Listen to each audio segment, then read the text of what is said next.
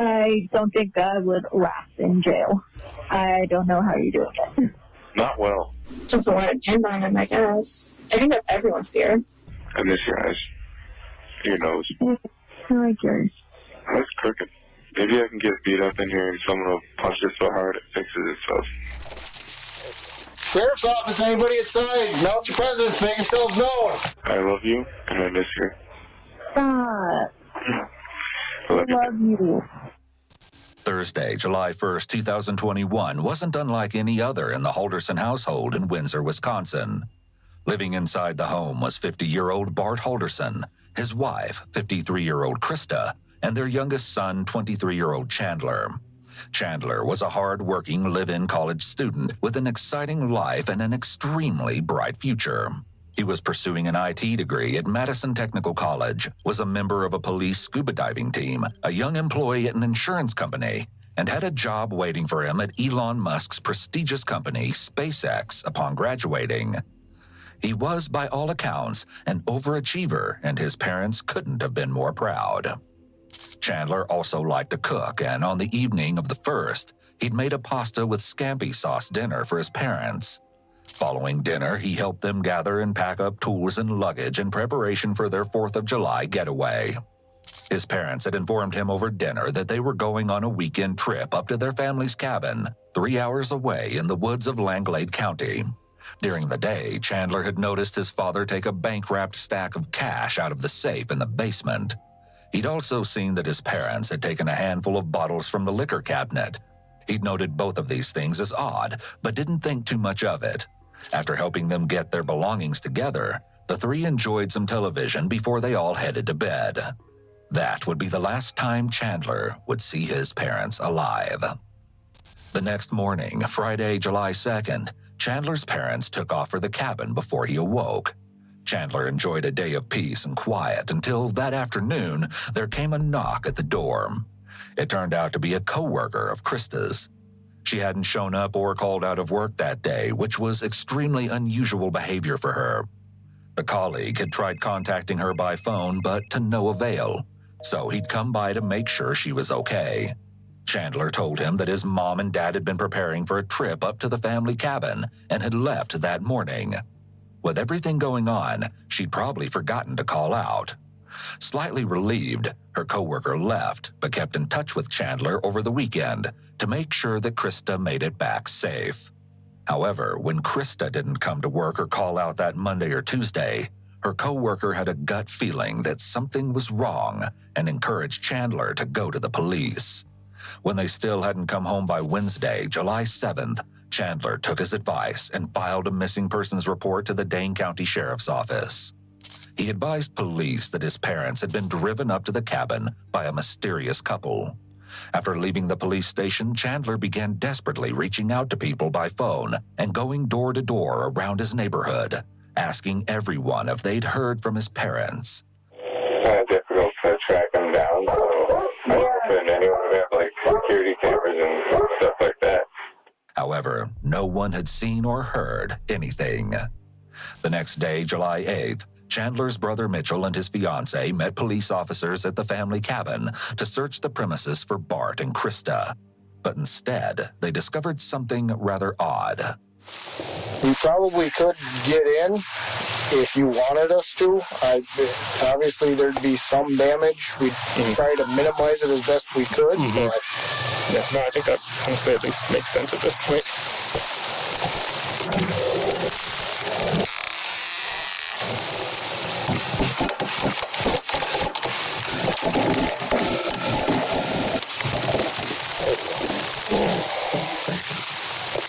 Sheriff's office, anybody inside? Mount your presence, make yourselves known.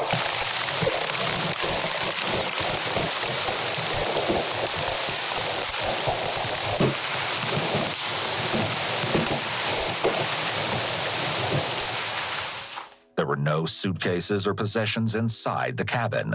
Surfaces were covered in layers of dust, and it didn't look as if anything had been moved or even touched. It was clear that no one had been inside at any point in the recent past. With nowhere else to turn, police summoned Chandler as well as his girlfriend Kat down to the police station in the hopes of uncovering some more details that would help them locate his missing parents. Kat's demeanor at being taken to the station is very different compared to Chandler's. Oh my god, you can see me? So I'm not gonna lie. If you hear me burping, I have a very sensitive stomach. Is it true that the back seats are leather just in case people throw up or pee back here?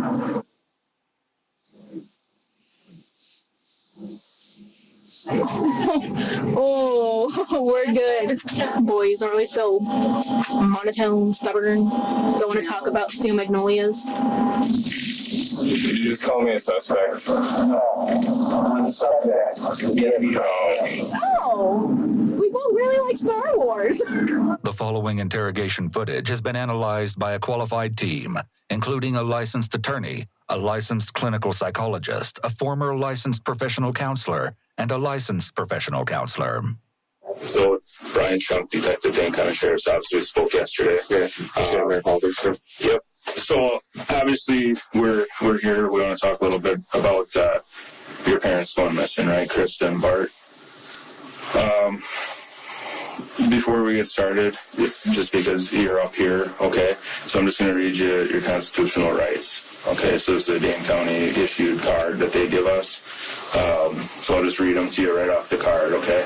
The detective's decision to read directly from the note card, despite Shirley having committed the Miranda rights to memory, I am currently working on could be to a kit Sorry. It's for another ARPG. I'm trying to also freshen up my ability on other types of species like foxes, for example, or just random critters. This is for Fluffy Nerd, who's also on other groups.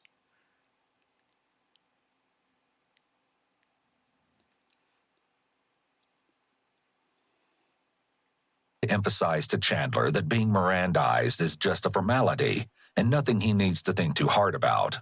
After Chandler has read his Miranda rights, the detectives jump directly into questioning. In missing persons cases especially, it's important that investigators work with a sense of urgency.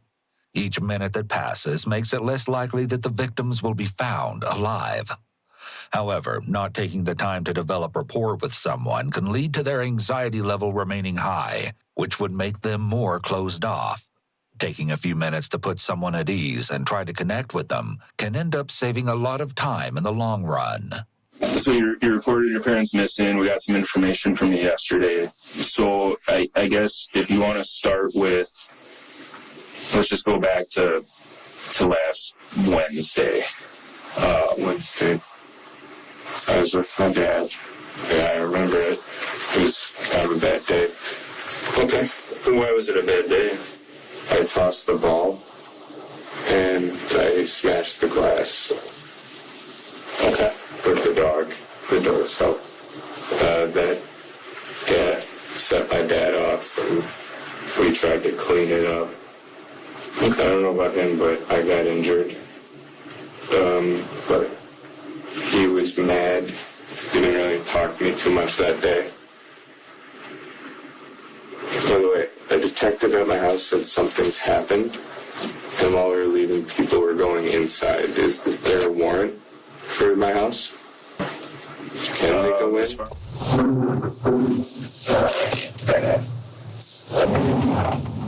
Officer? Yeah. What are they up to? I didn't hear that. What are they up to? My guess is they want to just ask some more follow-up questions and stuff. No, they went into the house. They would go into the office there. They just went behind it. Officer Haley just walked pretty much into the gate, the gate on the outside. She just kind of walked in. I was wondering if everything's okay, because she said something's happened. Okay. And we need to go down. All right. I'll find out what that's about. Well, has anything bad happened? Not sure. It's definitely strange that Chandler would suddenly inquire about a warrant. He looks at the detective with a more stern countenance when asking this question and makes what appears to be direct and sustained eye contact. While sustained eye contact is more of a sign of dishonesty rather than honesty, and looking away periodically can be due to accessing memories, Chandler's almost constant looking away is atypical behavior and suspicious. Just like how his sustained eye contact is a red flag, the awkward, sustained, almost complete lack of eye contact would raise concerns. Here, his eye contact has nothing to do with trying to look open and honest, and everything to do with seeking out any emotions or clues in the officer's face as he responds. For now, they shift their focus back to getting a timeline for what Chandler did on Thursday, July 1st, the last day he'd seen his parents. It's Thursday morning. I wake up. I kind of just stay in my room on my phone. Help my mom out getting ready in the morning. She left for work at 7:30. His hand covers both sides of his face and he rubs his chin. These are typically self-soothing behaviors, which aren't unusual for a situation like this. Most people in Chandler's position would be anxious. The pressure from the rubbing is comforting, and his hand and arm serve as a subconscious barrier between him and the detective he's talking to. Chandler speaks very slowly, even when describing routine activities like helping his mom with chores before work. He appears to be thinking a lot and often stares blankly at the floor, as if in a daze. This is a common symptom of emotional cutoff, which results when a person is under high stress or has experienced a traumatic event. Emotional cutoff is an adaptive response that allows a person to better cope with intense situations without falling apart or having an emotional breakdown. Since Chandler was frequently with his girlfriend Kat since Friday, detectives are interviewing both so they can uncover any inconsistencies between their stories. If their recounts of the past weekend don't match up, the two are going to have a huge problem. Oh, there's a Pooh Bear? All right, you can play with it if you want to. Don't twist my arm. All right. Oh, it's right over there if you want to. Oh, I can get them. I want to hit you with the Pooh Bear. Oh, please don't. Thank you. Just came out for a bit. Okay, thank you. Yeah.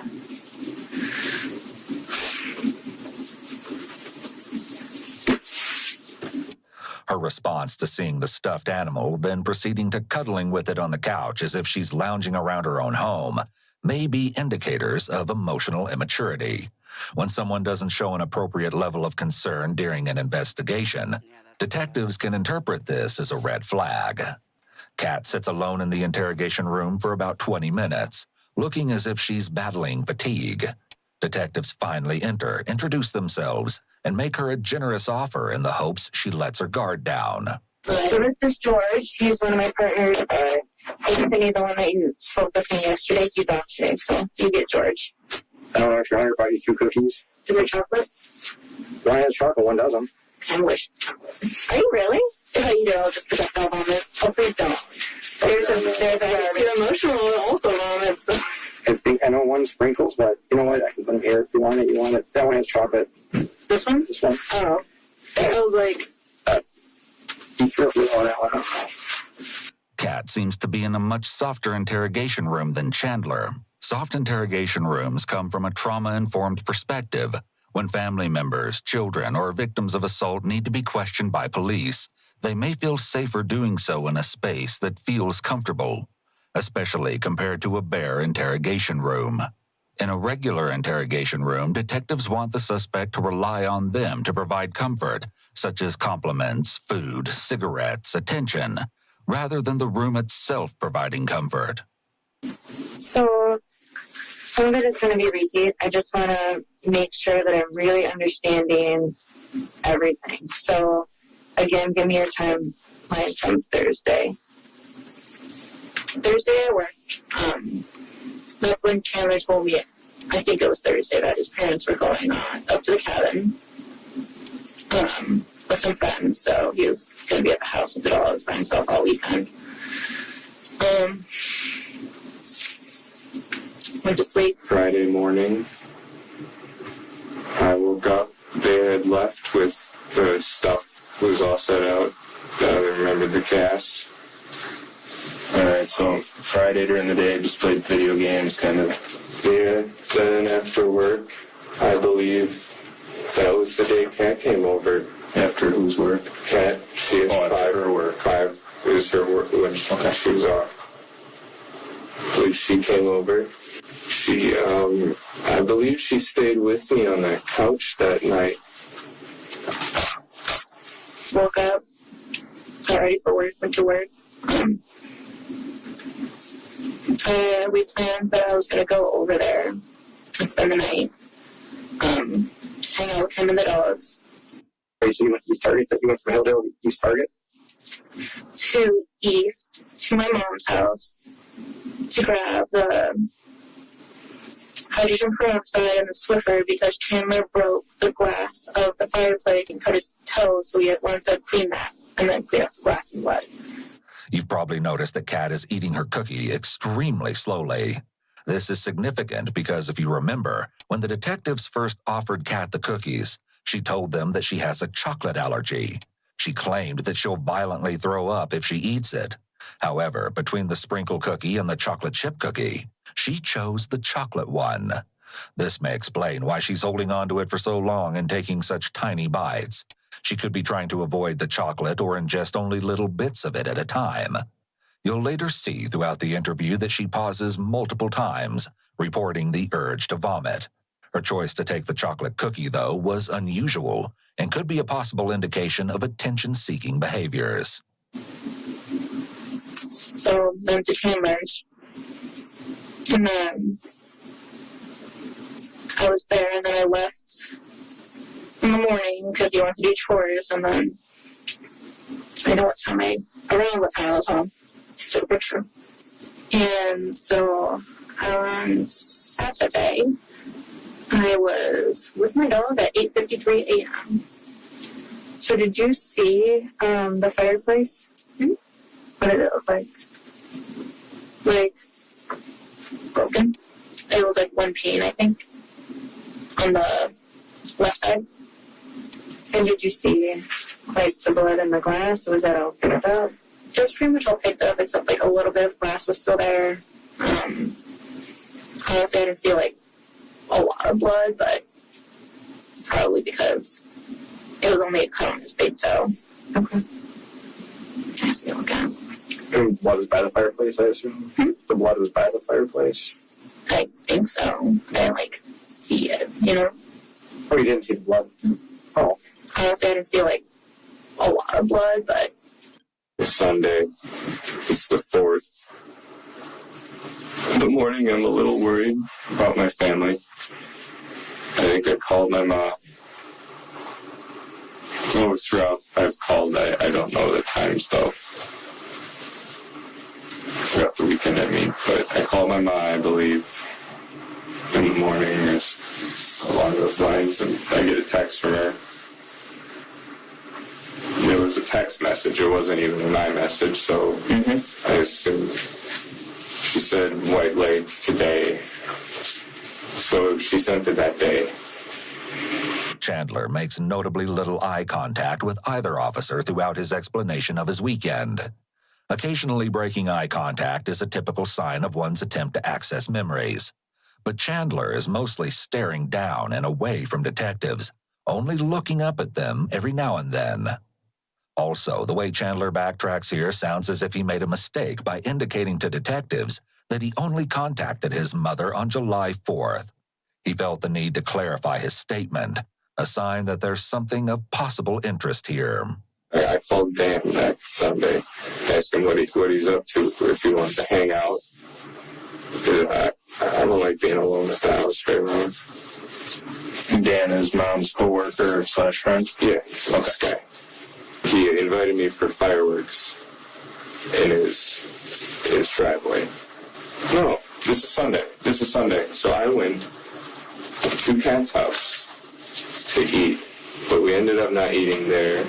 We went to Cress's house. Kat and I rushed back to my house, let the girls out, and we go back straight to the farm. The farm is Cress's home and property. It's a large plot of land that features Cress's house, fields of crops and plants, a big barn, and an above-ground swimming pool that Chandler and Kat frequently use. After enjoying a meal at the farm, the couple traveled back to Chandler's house around 7 p.m. They fed his dogs and took them outside, tackled a couple other small chores. Then they made their way to Dan's house to light fireworks and spend the 4th of July holiday together. After a fireworks show that nearly caused a bushfire, the pair decided it was time to call it a night. They went back to Chandler's house and fell asleep together around 10 p.m. Kat tells investigators much of the same thing about her holiday. When you say you went home, you went to Mom's. your mom's? Yes. Okay.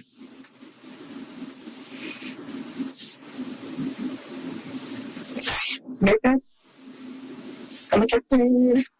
Kat corroborates Chandler's story. Kat shows detectives a video of Chandler that's timestamped on July 4th. And then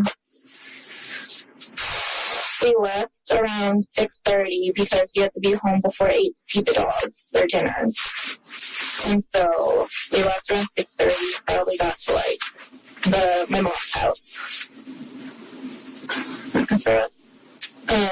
There's a garbage or a bathroom. I think I look really sus if I stand up and run out of here. I'm not trying to get tackled. I'm not going to tackle you. You go, you too. Oh. You're good. Okay. After enjoying fireworks at Dan's house, then going back to Chandler's for the night, the two woke up together Monday morning. Kat left for work shortly before 8 a.m. Chandler supposedly spent the morning playing video games and watching TV. He then made a rather spontaneous visit to the farm by himself. Well, at the end of the day on Monday, I did go for the afternoon. I did go to the farm to talk to Chris and Kat's mom. I told them what's happening with my health because I had the appointment at 2. Did you go to the farm before or after? After, because I told them what happened to me.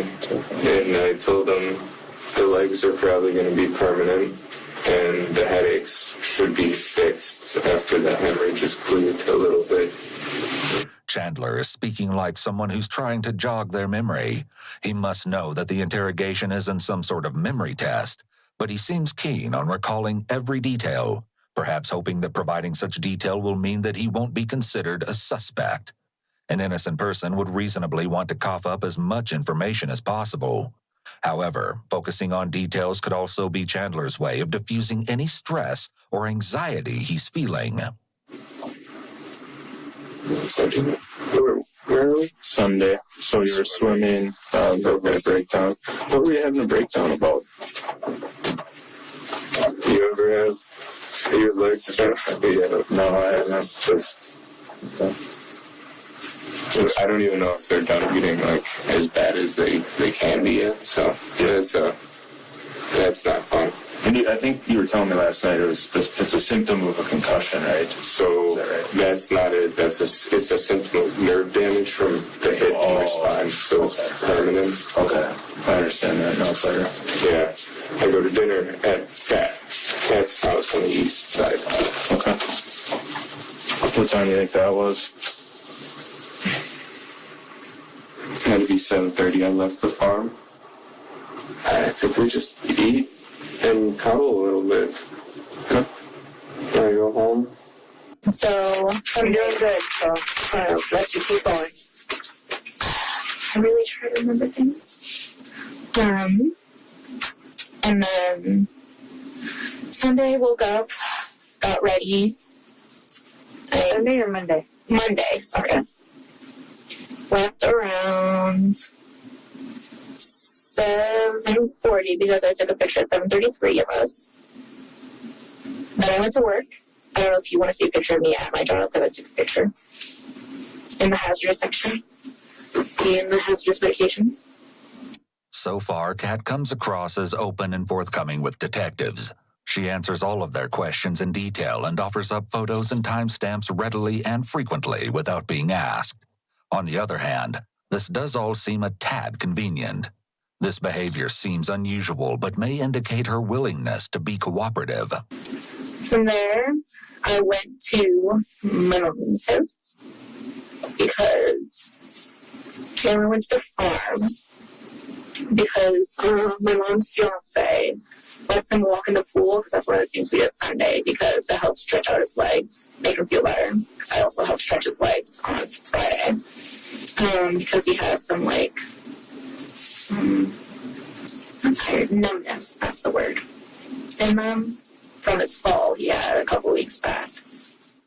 From there, Kat's account of Monday night mimics Chandler's. They met up at Kat's mom's house sometime around 8 p.m., ate dinner, and watched TV together. Then Chandler left, and they spent the night in their respective homes. We pick our tale back up on Tuesday morning. Dan is worried about my mom on Tuesday, I think. Did he call I or said text you? no word. My mom, I don't know if he called or texted. I think he just contacted. That's what I can think of. Reached out. Yeah, he reached out. Then I'm like, it's Tuesday morning. They should be here. No worry. I think I called my mom that day. So from the time they left, did you talk to them at all when they were? I got a text. You got the one text, and that you mentioned earlier, didn't like it, right? Yeah. But that was it. Nothing else. Yeah. So that's fishy to me, even the text, because I realized Memorial Day is when the White Lake Parade is. Oh, sure. There's no 4th of July. Maybe there's cheap drinks, but there's no parade at White Lake on the 4th. Then I started trying to get the glass. So I got a little lazy on the glass. I just kind of had chairs in front of it. My blood was kind of on the floor, so I got the Swiffer I borrowed from Kat. I Swiffered the floor, and then I got a little bit in the kitchen. And then everywhere kind of I walked, pretty much. The bathroom, the kitchen, and then I couldn't get the carpet, so I still stained that up real crappy. While it's possible that the bloody toe and the explanation behind it are all true, traces of blood at a crime scene are always a red flag to law enforcement. They'll likely be checking out these stains in order to gauge whether they really might have come from a cut, or if they were clearly caused by something else. One must wonder if Chandler has ever heard of a Band-Aid. I just tried to stop all the bleeding, but it wouldn't stop. So That blood was all coming from your left foot. yeah, left foot hole.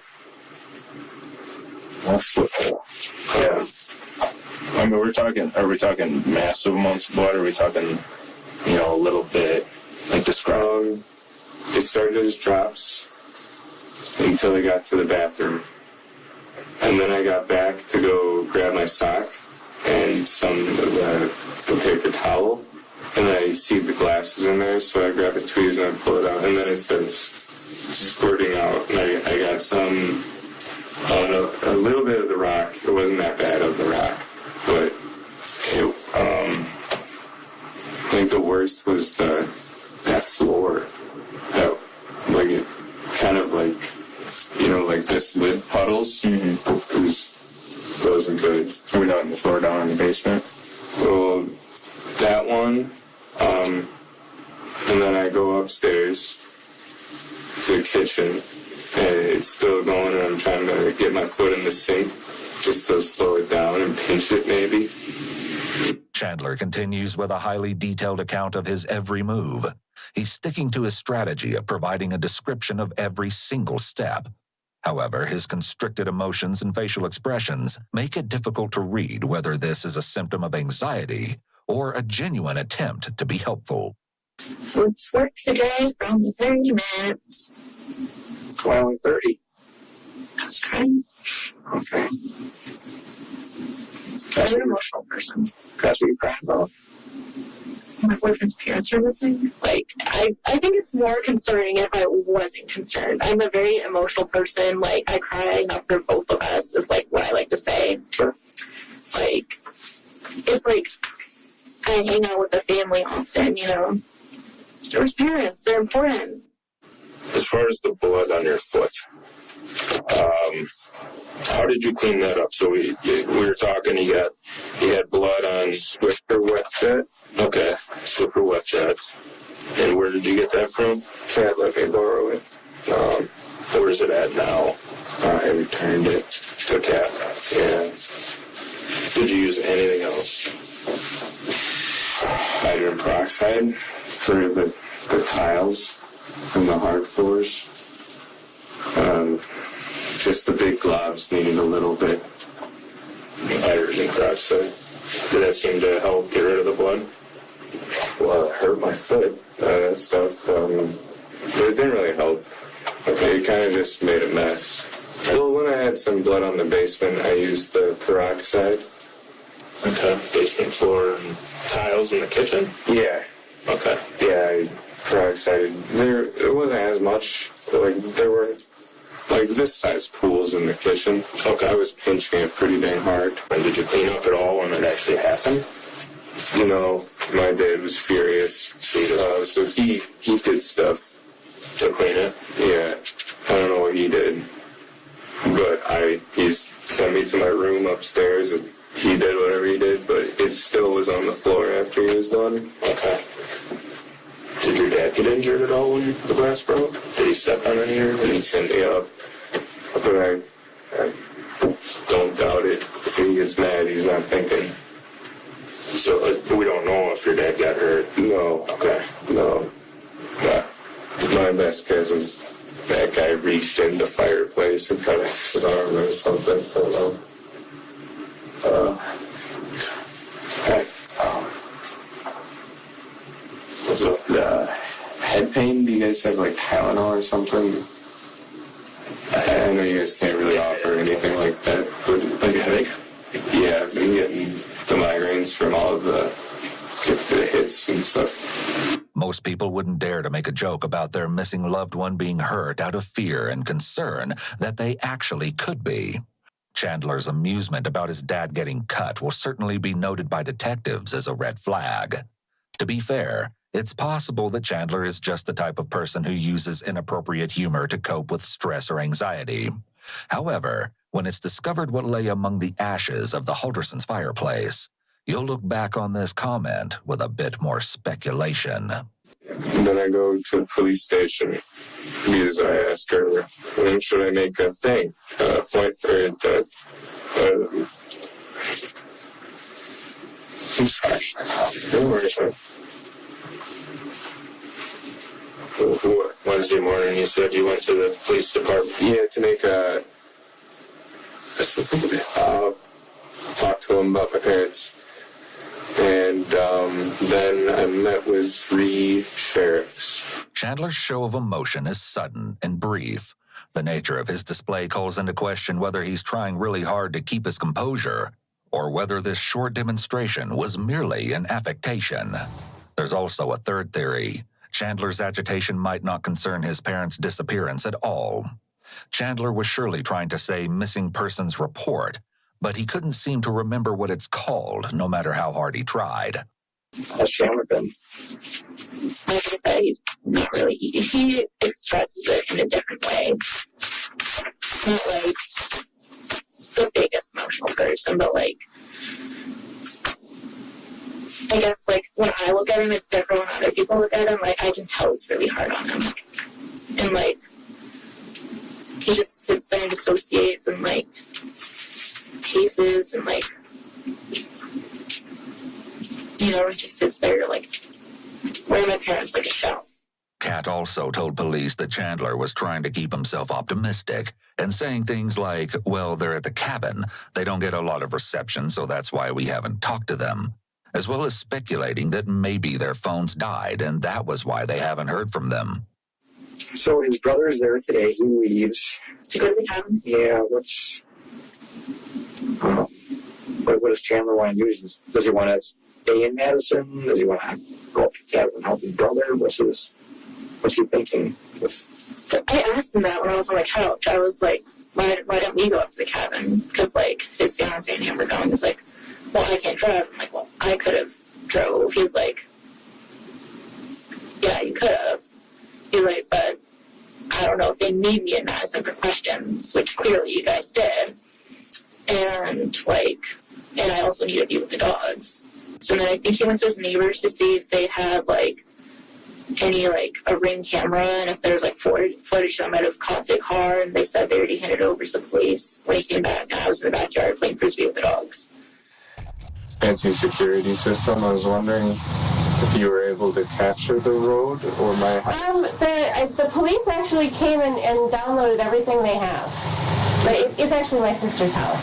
Oh, okay. Yeah, so they were here, I think till like 9 o'clock last night and downloaded all the video she's got. So we're hoping that... Yeah, did it capture anything on... We don't know.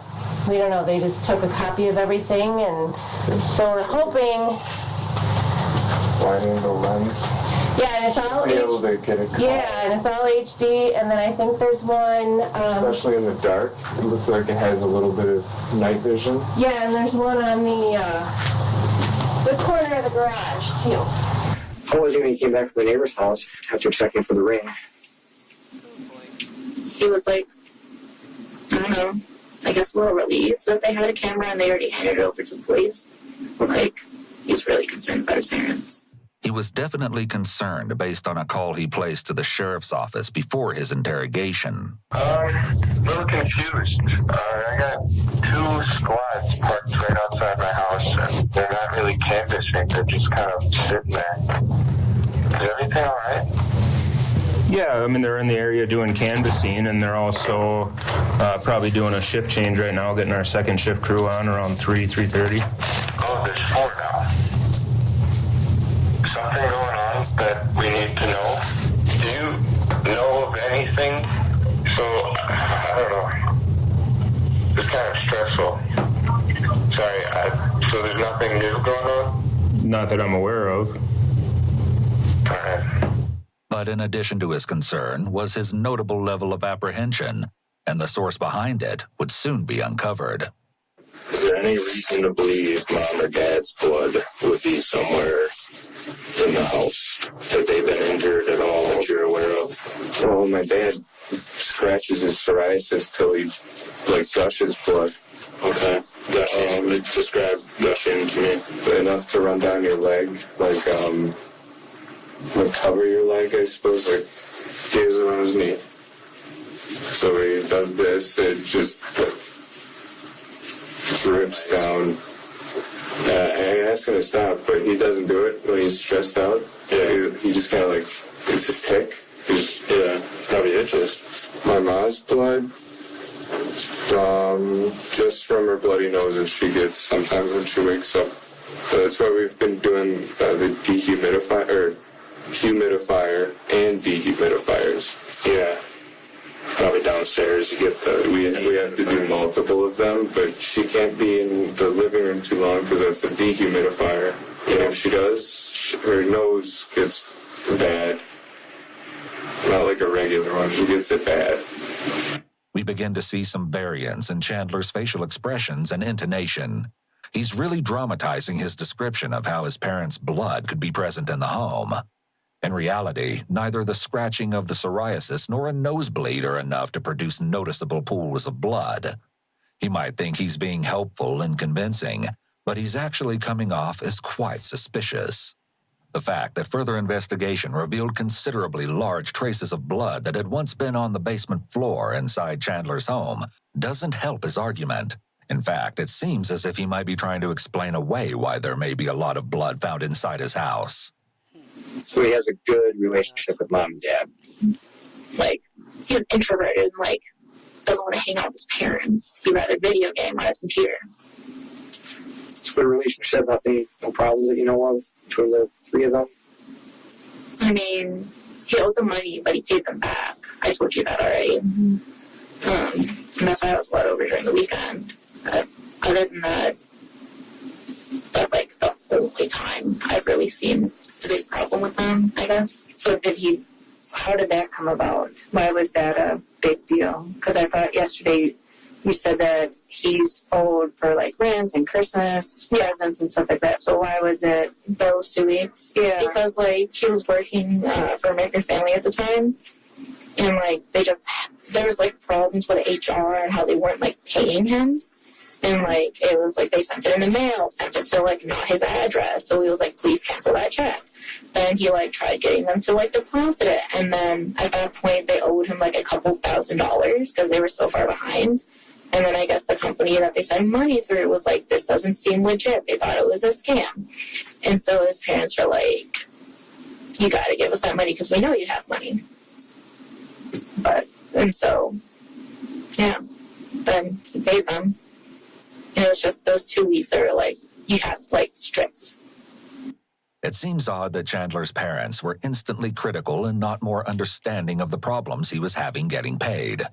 This indicates that there were probably pre-existing issues concerning Chandler and making excuses to not repay his debts.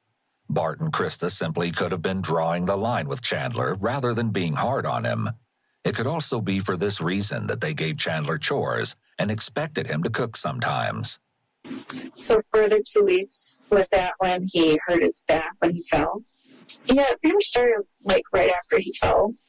Because, like, they could just say, Cat, come over. It was a part of, like, the recovery and, like, hey, pay us back. Like, because he fell downstairs. They just had twice bruised his ribs, had to wear, like, a neck brace. They were obviously concerned and didn't want him doing a lot. Do you know when he fell?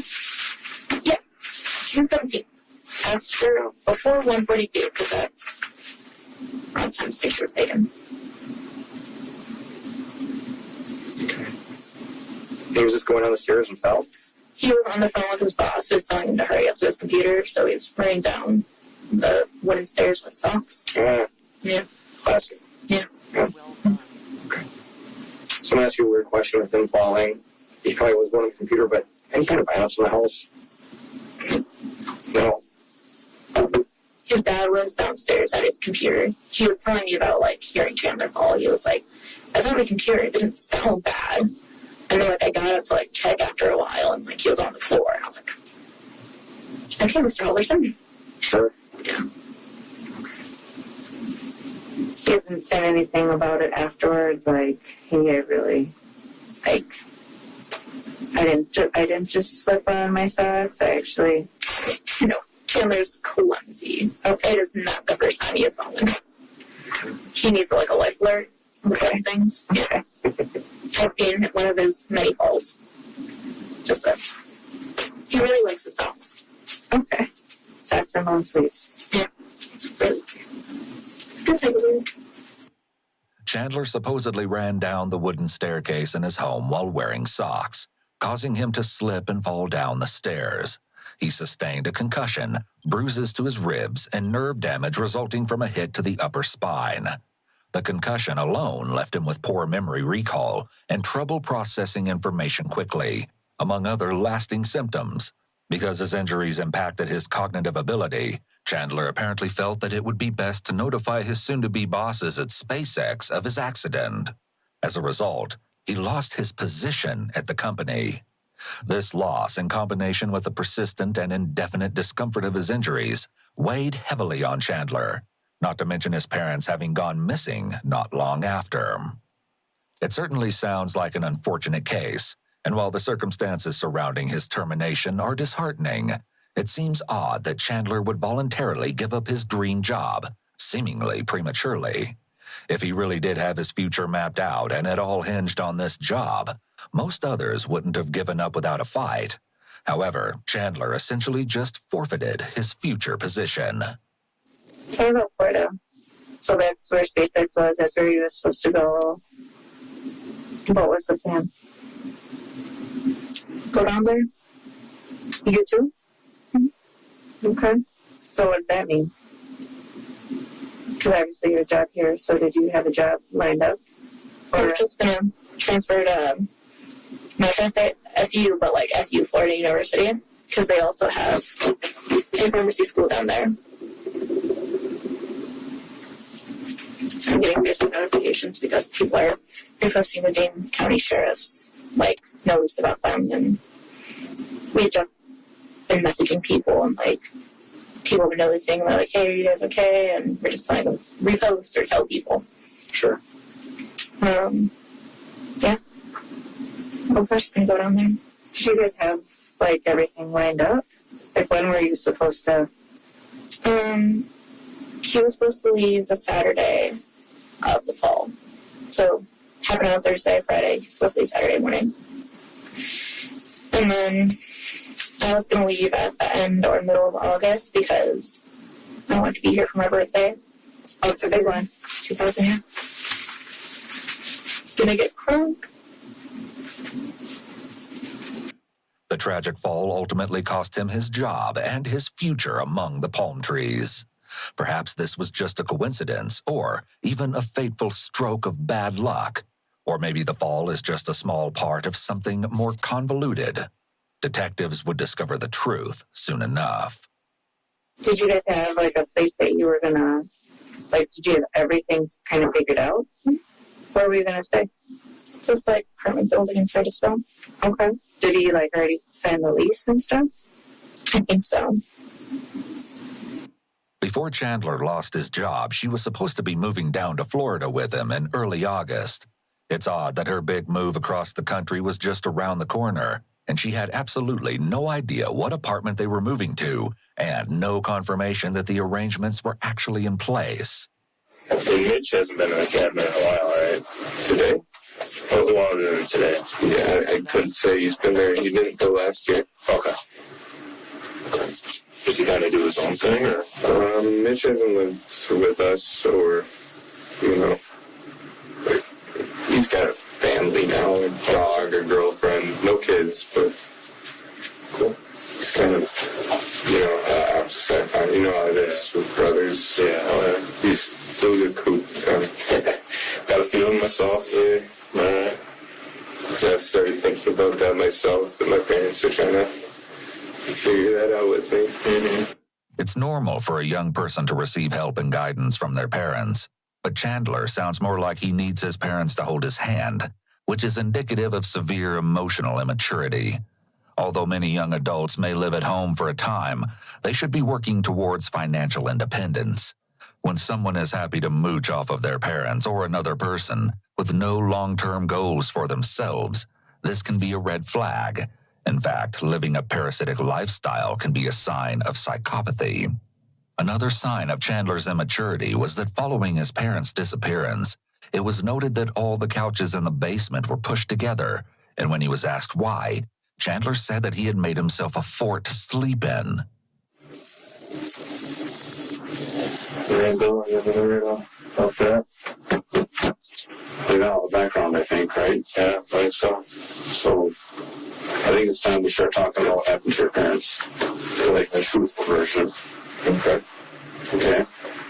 So, we have like 20 pages of writing.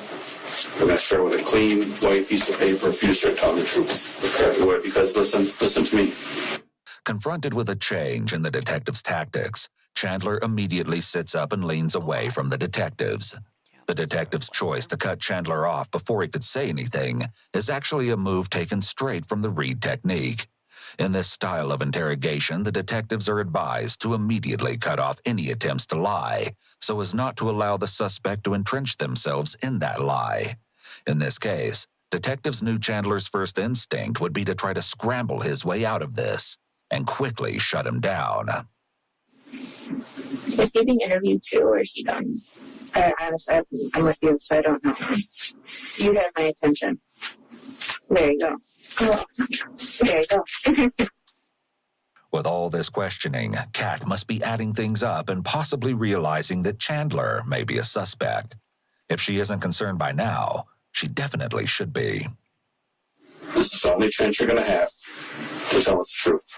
Okay? Listen. I can't tell you what we know, but we know you're not telling us the truth.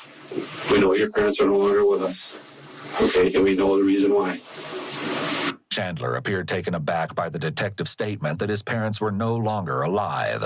This is less likely shock at finding out that his parents are dead, and more likely the realization that the jig is up.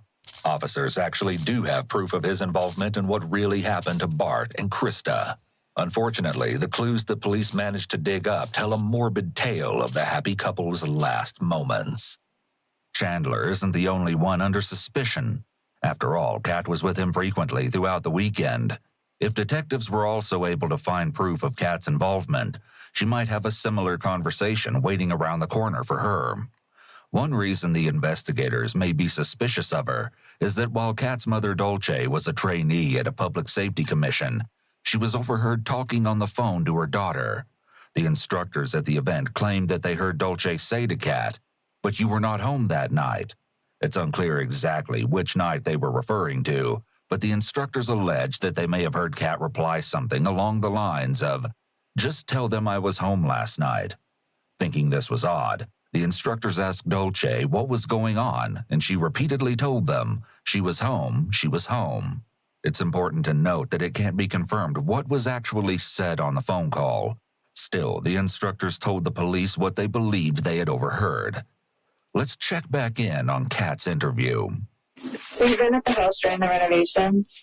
So there's a lot going on at the house. What does the smell like in the house? Dog. Okay. Like when they were working on the basement walls, you could like kind of smell the dusty smell.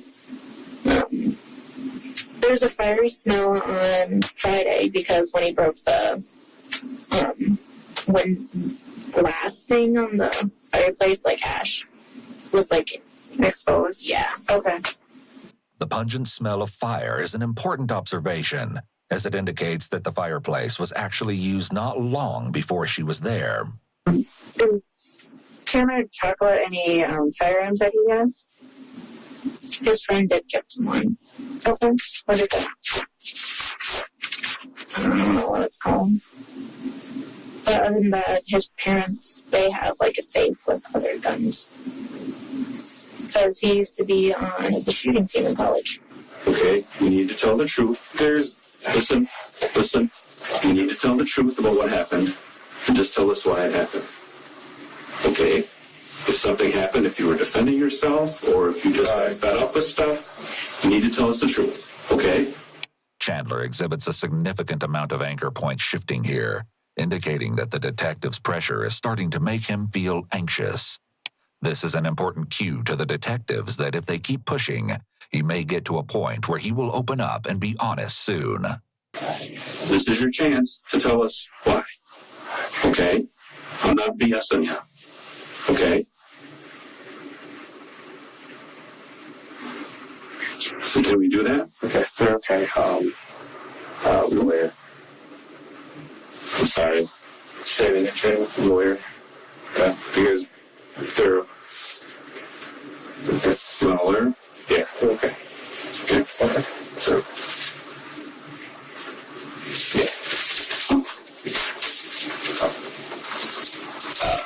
Chandler has clearly just invoked his right to counsel. The questioning at this point needs to stop. He seems to have resorted to asking for counsel because he was being confronted with evidence contrary to his statements. So how did you find out that the parents were not, that they were late? Did he tell you? Yeah, we text like all the time, or Snapchat all the time, not really text, both. And I was like, hey, like, have you heard from them? He's like, no, not yet. I'm like, okay, well, has Mitch heard from them?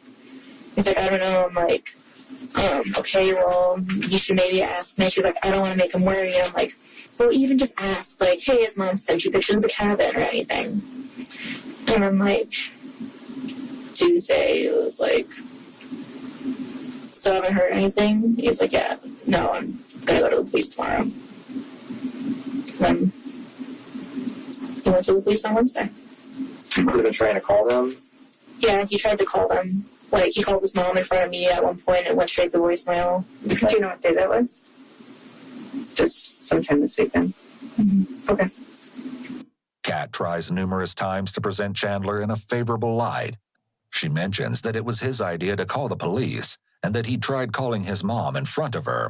Despite the type of questions she's being asked about him, she seems to be standing by his side, even at the point where the detective's questions are getting more intense and implying foul play on Chandler's part. But unbeknownst to her, detectives are already on his tail. Exactly what happened. Okay, you know what happened. We're not going to tell you what happened. You know what happened. You were there when it happened. We're not BSing you, okay? I wasn't there when it happened. We know more than you think we know. That's true. There's people that have told us things. We have evidence. We have proof. We have more to say about that. So your parents never made it to the cabin, and I think you know that. Okay, so you're asking for an attorney. We're not going to ask any more questions. Understand? Don't stand up. Just come right over here for me. Do you have any in your pockets at all? No, just a wallet that just put in there. Hey, okay. Stay close.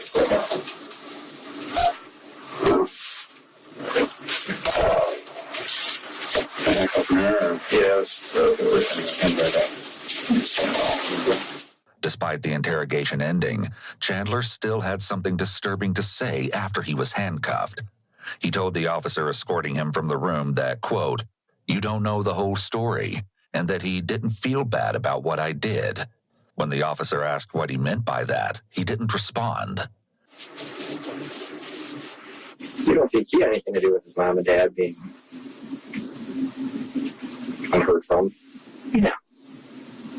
No. All my friends I've talked to, they're like, no, not Chandler, no. Like, that'd be crazy. Sorry, I sound very monotone right now, but like, just no. Kat appears to have no doubt of her boyfriend's innocence, but maybe she just doesn't know him as well as she thinks she does. In the weeks following this interview, Chandler's darkest secrets would come to light. Secrets pertaining to more than just his parents' disappearance. But for now, detectives must get to the bottom of what happened to Bart and Krista, and quickly. And his brother Mitchell, you think? Mitchell? Yeah, he's a leaf in the wind. okay. Even if he tried, they could just like push him over and he'd like break it. Kat immediately furrowed her brow when detectives asked her if she thinks Chandler had some role in his parents' death, indicating stress and discomfort with the question. After all, compare that reaction to her reaction when she was asked about Mitch. Rather than furrowing, her eyebrows raised, which generally indicates surprise. She even seems amused by the suggestion. It's so unbelievable to her. She also keeps repeating no when they suggest Chandler's involvement. It can often be interpreted as a red flag when someone repeats something over and over, as repetition can be a way to build credibility. However, in this case, Kat may be responding to her own inner dialogue. The thoughts that must be running through her head are unfathomable, and it's almost like she's trying to convince herself that there's no way he could be capable of that. When you your farm this weekend, was you guys at school the whole time, or was he walking around the property at all? I mean, we went on walks together, but walking's hard for him. Sure. It's not like he could run away and I wouldn't see him. But we were at each other the whole time. On Monday, he said he walked off by himself, but he was going to cry, so. On Monday, he walked off by himself? Had a little cry? Yeah, a little cry session. What was he upset about if Mom had texted him on Sunday saying that... The job thing still. Oh, the job thing. Yeah. When did he find out about the job? Was that Monday? Yes. Because it was right after his appointment. Because they, like, called him. HR did. Okay. So, were you on the phone with Chandler and heard him yelling about being treated like a prisoner at his house? I think so. Yeah. Okay, tell me more about that. When he wasn't allowed to leave. And that was after the fall, right? When he was recovery / payback 2 weeks for the money that he owes them. Yeah, that sounds familiar. What day was that? Are you still talking about being a prisoner? I don't know. No. Like recently? Just sounds familiar. Is that something that he normally complained about? Yeah, like, he's only allowed to leave when his parents let him leave. Like, their house, their rules. Like, if they wanted him home, they'd be like, no, you can't go. Everything about Kat's answer, the long pause before speaking, the glances around the room, and the vague answer are all red flags for signs of anxiety or concern. She seems uncomfortable and reluctant to speak negatively of him. However, she might also be glancing around because it's likely that Kat has many conversations with Chandler, so she's not always going to recall exactly when each conversation took place. Additionally, the fact that she can't remember what day the conversation occurred could be an indication that this sort of situation happens often. In text messages between Chandler and Kat, it's clear that he felt his parents were overbearing. In one, Chandler tells Kat he told his mom, "I won't be your prisoner anymore," and that, quote, "she's actually trying to jail me when she knows I can be more comfortable somewhere else." In one instance, Chandler told Kat that she can't come over, and he can't leave the house because he owes his parents $1,200. When Kat offers to Venmo him the money, he says he can't take it because his parents see the transactions. The next day, Chandler tells her that he's still on lockdown, and Kat replies that she doesn't understand why his parents are being weird and selective on when she can see him. In an even more concerning series of messages, Chandler tells Kat that his mom wants him to go to the cabin, but he's going to tell her he has plans with Kat and threatens to end his own life. Kat replies cryptically that he's so close to freedom. Chandler then states that he's, quote, "not gonna tell them with you there. You don't have to be there to watch them hit me." Chandler might have conflict with his parents frequently where they forbid him from leaving the home, so Kat is maybe accustomed to Chandler complaining about this. And is his dad a strict father? You know, a lot of dads are overly strict. Like, he's strict, but, like, he still makes jokes, laughs with them. Like I said, fishes with them. The prisoner thing, I think he was just being dramatic. Like, what kid wouldn't call their parent a prisoner if they're, like, not allowed to leave often? Or, like, they want to go do something, their parents are like, no, you know? Yeah.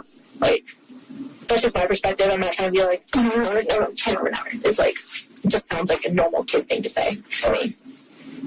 Also, Chandler isn't a kid. He's 23 years old. However, even Kat is referring to him as a kid. It's as though she subconsciously recognizes his immaturity. While Kat wouldn't describe the Haldersons as overly strict, I wouldn't be surprised if he is already developmentally challenged, and it was exacerbated by the fall that he had and all of the other health problems that he's apparently been having. Like, it sounds like she's taking advantage of him. He's being helped hand and foot by his parents, and he resents them for it because he's, well, being held responsible for his actions. parents, there's no telling how Chandler must have felt as their son. Based on the information she gave, they definitely seem overbearing and a little more involved in Chandler's life than the average parents would be, given that he is in reality a grown man.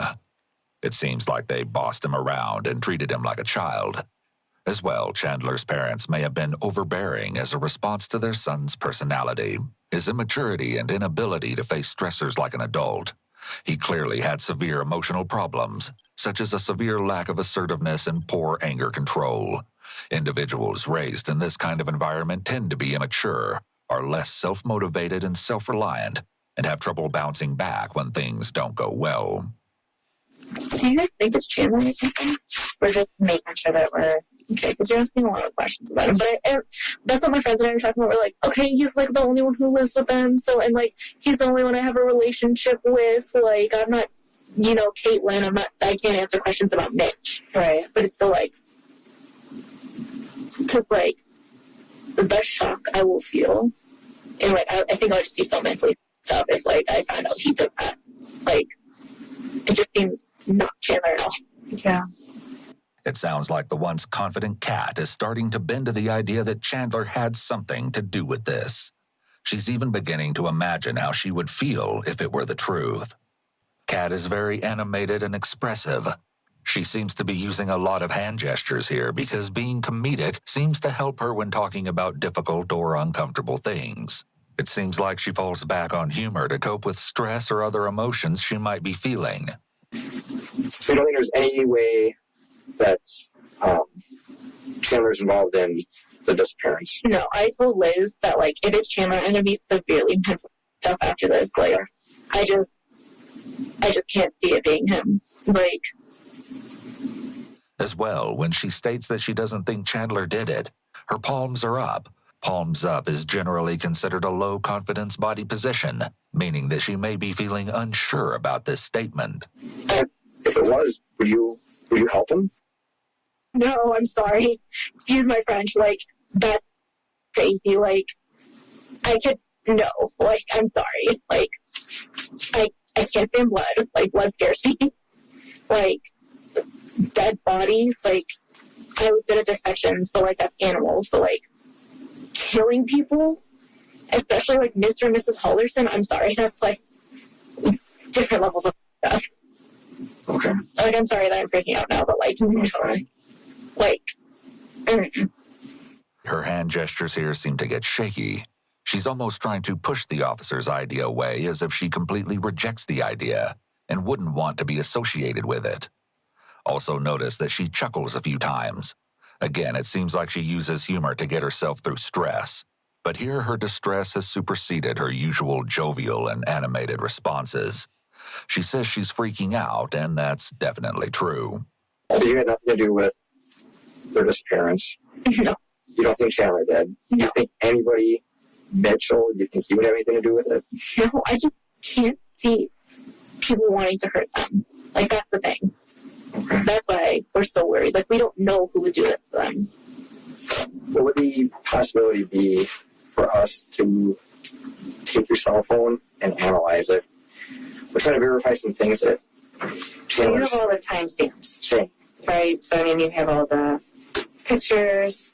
So we have a guy that could download it while you're here. Like, you wouldn't have to leave it with us. He can limit what he looks at. I'm not gonna lie, so we don't care about those. Okay. We don't. All we care about is the text messages from you, Chandler, Snapchat history, any social media stuff, and we're really just looking for probably, what would you say, the first until today. July 1st until today? Mm-hmm. Yeah. Locations, what she said. But yeah, if there's any like inappropriate photos, I totally don't care about those. Can I get a pinky? You can't break pinky promises, but it's only going to be from July 1st. So yes. Yeah. Okay. That's what you want. I would like a pinky on that. I can pinky you. Awesome. Childish. Her hesitancy could possibly be a cover-up for her not wanting detectives to see any incriminating evidence that could be in her phone. On the other hand, personal photos are a very feasible reason to be anxious about another person going through your device. She appears to take time to weigh the pros and cons before she ultimately decides to hand over her phone. So in cases like this, disappearance cases, things we like to do to people that, especially like the house, Chandler's house, we like to get consensual, what we call DNA, buccal swabs from people. It's not down the throat or up the nose. They don't want to draw blood or anything fun. I'm scared of needles so bad. Literally, you open Q-tip, your mouth. I rub one cheek or rub the other, and we're done. Maybe less than 10 seconds. That's your call. Just helps. Because obviously, your DNA is probably going to be in the house, right? You were showering there. Yeah. Sneezing. You know what I mean? You'll So see it's, my hair on her hairbrush because I used her hair dryer. so it's just like, we just got to say that you are the person that we're collecting. Fair enough. I actually have one. I don't know if I want a sweaty binder one. Kat is given a sweaty binder buccal swab. All the while, the conversation with detectives drags on. She's not as conversational or energetic as she once was, and her patience seems to be running low. She's very likely experiencing the onset of mental exhaustion, given that this interrogation has gone on for over 3 hours, with no sign of wrapping up. Because Kat wasn't under arrest and not charged with any crime, she was entirely free to refuse the request to provide a sample. However, even when officers are fairly certain that they know who committed a crime, they will often perform evidence clearing, where they take samples from people who aren't suspects in order to clear them of the crime and to determine the origin of any unknown samples. This happens for many things like DNA, fingerprints, blood types, and even footprints. As far as her phone is concerned, there is also a right to refuse surrendering a phone to law enforcement. In Kat's case, if she refuses a phone search or a DNA swab, the only recourse investigators would have is to obtain a warrant for both. It's unclear that investigators would have had enough evidence to show probable cause for either warrant. An attorney would advise you to always refuse to give a DNA sample or provide access to your electronic devices. Even if a person isn't a suspect, it's highly likely the sample will end up in the FBI's CODIS database, the Combined DNA Index System. This can later be used to match newly found and unknown DNA samples to known records for a positive match, and gives the police state a greater ability to ensnare both guilty and innocent alike in any possible future investigation. It can also work retroactively, so that once you submit that sample, it may match up to previously obtained unknown samples, leading to additional legal headaches. It's better, whenever possible, to simply remain off the radar. While DNA matches are generally considered to be as perfect a match as you can get, sloppy evidence collection can easily entangle innocent people in rather serious investigations. CODIS hit a milestone in 2021, with 20 million records now in the system. As of April 2021, CODIS was used in about 550,000 investigations, not something anyone would want to be innocently caught up in. Do we know when Chandler's going to be done? Yeah, I think they're done. Yeah. They, sounds like he's not quite as cooperative as you. Okay. Any reason why? It's probably worried you guys are going to be like, Chandler did it. Okay. You know? I think that's everyone's fear. Yeah. Like, no one wants to be accused of killing their parents. I'm also, I think, just a very understanding person that will look for the best in everything. Okay. But, yeah. Well, right now, because he's not being so cooperative or forthcoming, his parents are missing. It looks like they're going to take him into custody. Are you serious? Mm-hmm. I don't know what the charges are yet, but right now it's just going to be because of the missing persons investigation and him lying to the detectives. Why he's lying, I mean, we're all wondering. You probably know him best. Why do you think he's not being truthful? Doesn't want to depend on him, I guess. Can I talk to him before he goes or no? Mm-mm. I think I've already walked him down. That's great. I mean, you've been super cooperative in trying to get your phone back. If it's not going to be done anytime soon, we can get you a ride somewhere, have someone pick you up. Can I get a ride back to Chandler's? That's where my car is, and I'm supposed to meet his brother there. That's going to be something else. I'm glad you said that. So they're probably going to want to leave. They're going to leave your car there. No. At the house because he was in it all weekend. No, I'm sorry. And I have places to be. That's my car. Like, if I'm being cooperative, why do you have to take my car? Because Chandler's not, and he was in your car. So there's chance that there's DNA in there that we need to get. But don't we have to, consent to that, or you need, a court order or something? Oh, because it's at his house. They're looking at writing a warrant at the house. So if they write a warrant at the house, your car's in the driveway, they're going to want, because he was in there. Kat appears pretty fed up at this point, both with the extensive questioning and the detective's demands. Seeing as she still has work and school to get to, she's reasonably devastated about having to hand over her car. It's not easy or fun to feel like you're being punished for being cooperative by having your things confiscated. It's important to note that a search warrant must be specific about the places to be searched and the items to be seized. However, this specificity requirement doesn't have to be as precise as some people think. For example, a warrant may give officers the right to search a house, attached buildings, e.g. garage, and any vehicles on the property. The key issue here would be how vehicles were listed on the warrant.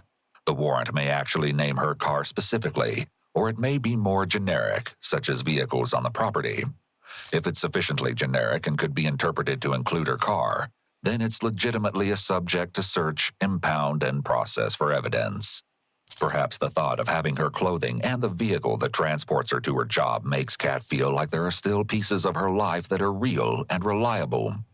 After all, she's likely still registering the fact that the guy she's been dating for 2 years isn't the person she thought he was, and that this major aspect of her life was a lie.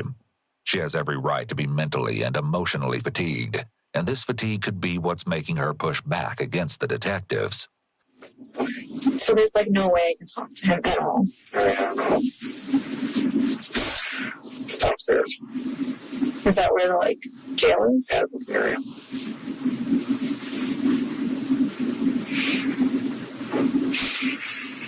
So, what exactly did detectives find that led to Chandler's sudden arrest?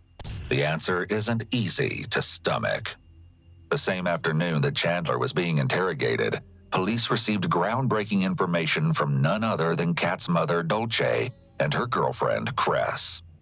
Dolce told police that she thought Chandler's behavior had been strange lately, and she'd actually begun to believe he was using some kind of narcotic. Oddly, an officer also described Chandler's pupils as looking like pinpoints, but this wasn't the only story she had to tell. On Monday, July 5th, Chandler visited the farm without Kat and asked Cress if he could use her pool, to which Cress consented. Both her and Dolce were present at the farm that day, and not long after Chandler walked away from the house and disappeared towards the pool, the couple resolved to go for a swim as well. The two hopped on Cress's tractor and made their way across the field towards the pool. However, as they rode along, they saw no sign of Chandler. What they did see through the open doors of the large barn was Chandler's car. The car was parked on the opposite side of the barn, near the wooded area of the farm. Once they got closer, they could see that the trunk was open and Chandler wasn't anywhere in sight. After a minute, they simply continued on their way to the pool. A few minutes later, while they were swimming, they both spotted Chandler walking along the edge of the woods near where his car was parked. He walked away from the tree line and directly towards them. Once he got into the pool, the women noticed that he seemed to splash his chest, arms, and face with the water, as if washing himself off. Then, after staring off into space for a few moments, Chandler left suddenly. Cress made a haunting comment to police, stating that she had recently noticed something strange: vultures circling the woods on the property. Police inspected the woods near where Chandler had been seen, and it wasn't long before they made their first gut-churning discovery: a male human torso. The arms and head were completely missing, and the legs were cut off above the knee. Just as disturbing, Chandler had described that his father wore those cheesy dad joke shirts, and the torso was found still wearing a t-shirt with a joke about sarcasm on it. Investigators also found several cutting tools, including scissors, a saw, bolt cutters, and a long blade, discarded in an empty oil drum by the barn. This was enough to charge Chandler with his father's murder. Interestingly, the medical examiner would later note that there were noticeable differences in the marks left by the tools used to dismember the torso, which could possibly indicate that more than one person made the marks. However, his mother, Krista, was still missing. She wouldn't remain missing for long, though. In fact, Kat would be the one to lead police to Krista about a week later. Anything you want to tell us right away? So when we met yesterday, because I have been keeping up with the media, I haven't been watching any of the trials for my own mental health, and he was catching me up. Notice here how she's now cuddling with the stuffed animal, clearly in distress and seeking a comfort tool, even though it's an item typically considered childish. It also provides a bit of a barrier between herself and the detectives, who are tearing her world apart as they find out the truth. When the Wisconsin River was mentioned, we were mulling over it. I was. And I recalled taking a screenshot of him near the Wisconsin River because we share Snapchat locations with each other. And he wasn't responding to me, always snaps me. And so I just have it putting him there at July 3rd at in the morning. Okay. It's from Snapchat. I don't know if you use that, but that's him by the Wisconsin River off of Gulf Road. Okay. And that's the 8:58 okay. in the morning. Sure. And then my phone always tells me what day it is. So it's July 3rd, 8:58 a.m. Okay. And I placed him there 4 minutes before, so 54. Okay. Have you been to that spot? Do you know? I don't know if it's that specific spot, but we used to swim on the Wisconsin River. Okay. And it's one of the spots we would just go to. And I've only been there maybe 3 times. Okay. But he's gone swimming there a couple times. Okay. because when you use Snapchat, when you open up the Snap, like open up the app, that's when it's going to update your location. If you don't open up the app, your location won't update at all. And I was like, hey, where you at? Where you at? Like, you're not responding to me on Snapchat. And like, we ended up calling, and he just said like he was in a dead zone. I was like, what are you doing out there? You know? I think over the phone I was like, are you like swimming like in the Wisconsin River after his fall? Like, that's not safe. What did he say he was doing? He said he was running errands to get CBD. Okay. And for the pain. Yeah, he said that's where his guy was, like, because they were going to give it to him for free or something. Okay. So he could just try it out. So he said his guy was going to meet him where his location was? Like, No, he was driving there. Okay. So I think it was all over call, like a couple weeks ago. But I think he was trying to say, like, he was driving back. And so he never says he's actually there for a period of time? Where his location is by the... No, but when you're in a car, it shows you in a little car driving. So if he was moving, it would have said that. And he wasn't? No, his location was just sitting there standing, and that means he's sat there. Krista's remains were found by the Wisconsin River in the area where Kat pinged Chandler's location on July 3rd.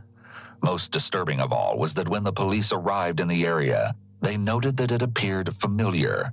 During their investigation, they had noticed a photo of Chandler leaning against a distinct-looking elm tree. They soon discovered that same tree in the area, and approximately 100 yards behind the tree Chandler was photographed with were Krista's remains.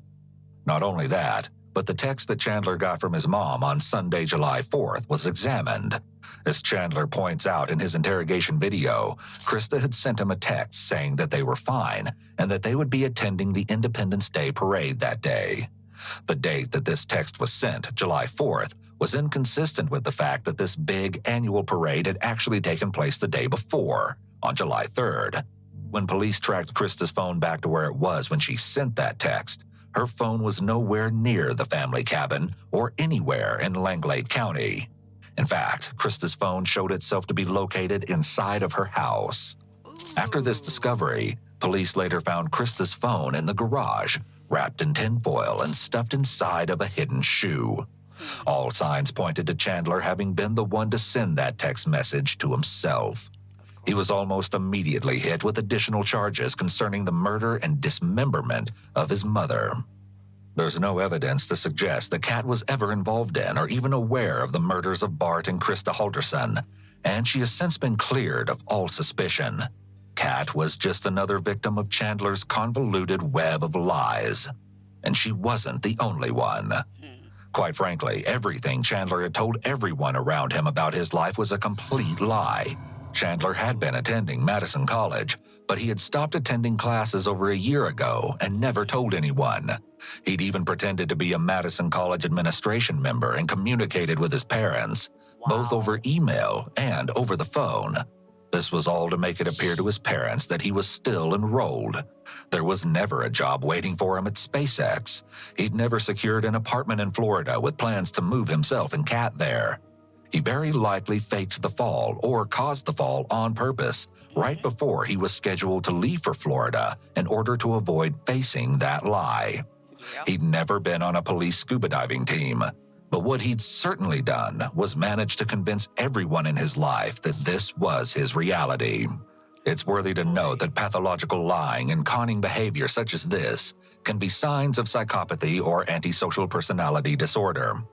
It's also a fact that narcissists tend to be quite grandiose and tell stories about themselves that don't fit reality. To a narcissist, the idea of being normal or like others is intolerable. Naturally, these individuals will also act to protect their fantasy lives. However, going to the extreme of committing murder is atypical, but, of course, there are always exceptions. I'm being beeped. Unbeknownst to the people around him, Chandler's false life started long before this incident. Interviews with ex-associates and former partners of Chandler's revealed that he was a long-time compulsive liar and serial cheater. He'd told a lot of people different stories about where he worked, who he was, and about his relationship status. There's evidence that suggests that he'd had intimate contact with both men and women over the last year, with the latest tryst occurring just 2 months prior to his parents' disappearance. One of the girls that Chandler dated told the police that he claimed his mother once faked having a stroke to prevent him being able to leave the house and grounded him for an entire summer after he came home with a hickey. While she wasn't sure if he was lying about these outlandish claims, she was able to tell police that Chandler seemed to resent his father for not stepping up when his mother was overbearing with him and claimed that he never did anything on his behalf. In another instance, Chandler texted a friend about being caught cheating on a girlfriend, though it's unclear if he's talking about Kat. He told his friend that his girlfriend was going to call the other girl to confront her and find out what happened. Chandler then asks for his friend to answer the call instead and use a voice-changing app to make his voice sound female. Interestingly, there's evidence that Chandler was also caught by his parents using a voice changer to try to talk to them from his fake job. This was just one of the many instances where Chandler was caught in a lie. According to one of Chandler's ex-girlfriends, Dakota, he'd been seeing both her and Kat at the same time. Though he told Dakota that Kat was just a friend, they both confronted him. While Kat forgave him, Dakota did not. One of my close friends used to be his ex. We all thought he was this awful, horrible person. And then, I finally met him in person, and I was like, oh, we both really like Star Wars. Still, she had some very interesting things to tell police. Like many others, she attested to Chandler talking about his mother being overbearing and over-involved in his life. Even more noteworthy, though, was that Dakota also said that Chandler claimed he'd been to a doctor and diagnosed as a psychopath, telling her, quote, "Makes sense now, doesn't it?" But Dakota wasn't the only one that Chandler made this claim to as well. One of his friends and ex-roommates, Alexander, described Chandler as a pathological liar, cold-hearted, and emotionally distanced. Not only did Alexander suspect that Chandler stole money from him while they were living together, but that while proclaiming his innocence, Chandler made an eerie comment that he could look for the money in his safe, but also, quote, "Don't judge me for what you find." Alexander never looked in the safe, likely because on one occasion, Chandler told him that he thought he might be a sociopath. Most people who knew Chandler had no clue of the reality of his life. That is, until Bart uncovered one of his son's secrets. He'd begun to suspect that his son was lying about his education after noticing several grammatical errors in the emails Chandler said he received from school staff, as well as several other red flags. Well done. Some of the red flags included a meeting with someone from Chandler's college being canceled, so someone else named Daniel Spieth called Bart. Bart later told Krista that the person he talked to sounds just like Chaz, the nickname Chandler's parents used for him. Police would later discover that the email accounts of Daniel Spieth had the same birth date as Chandler, and that the sign-in phone number was the same as Chandler's cell phone. Still, Bart didn't know this at the time. He attempted on a few occasions to gently confront Chandler about some of his lies, and even emailed him saying, "Did you email HR to inquire about your paycheck? Unless there's something you are not telling us, they have had ample time to pay you."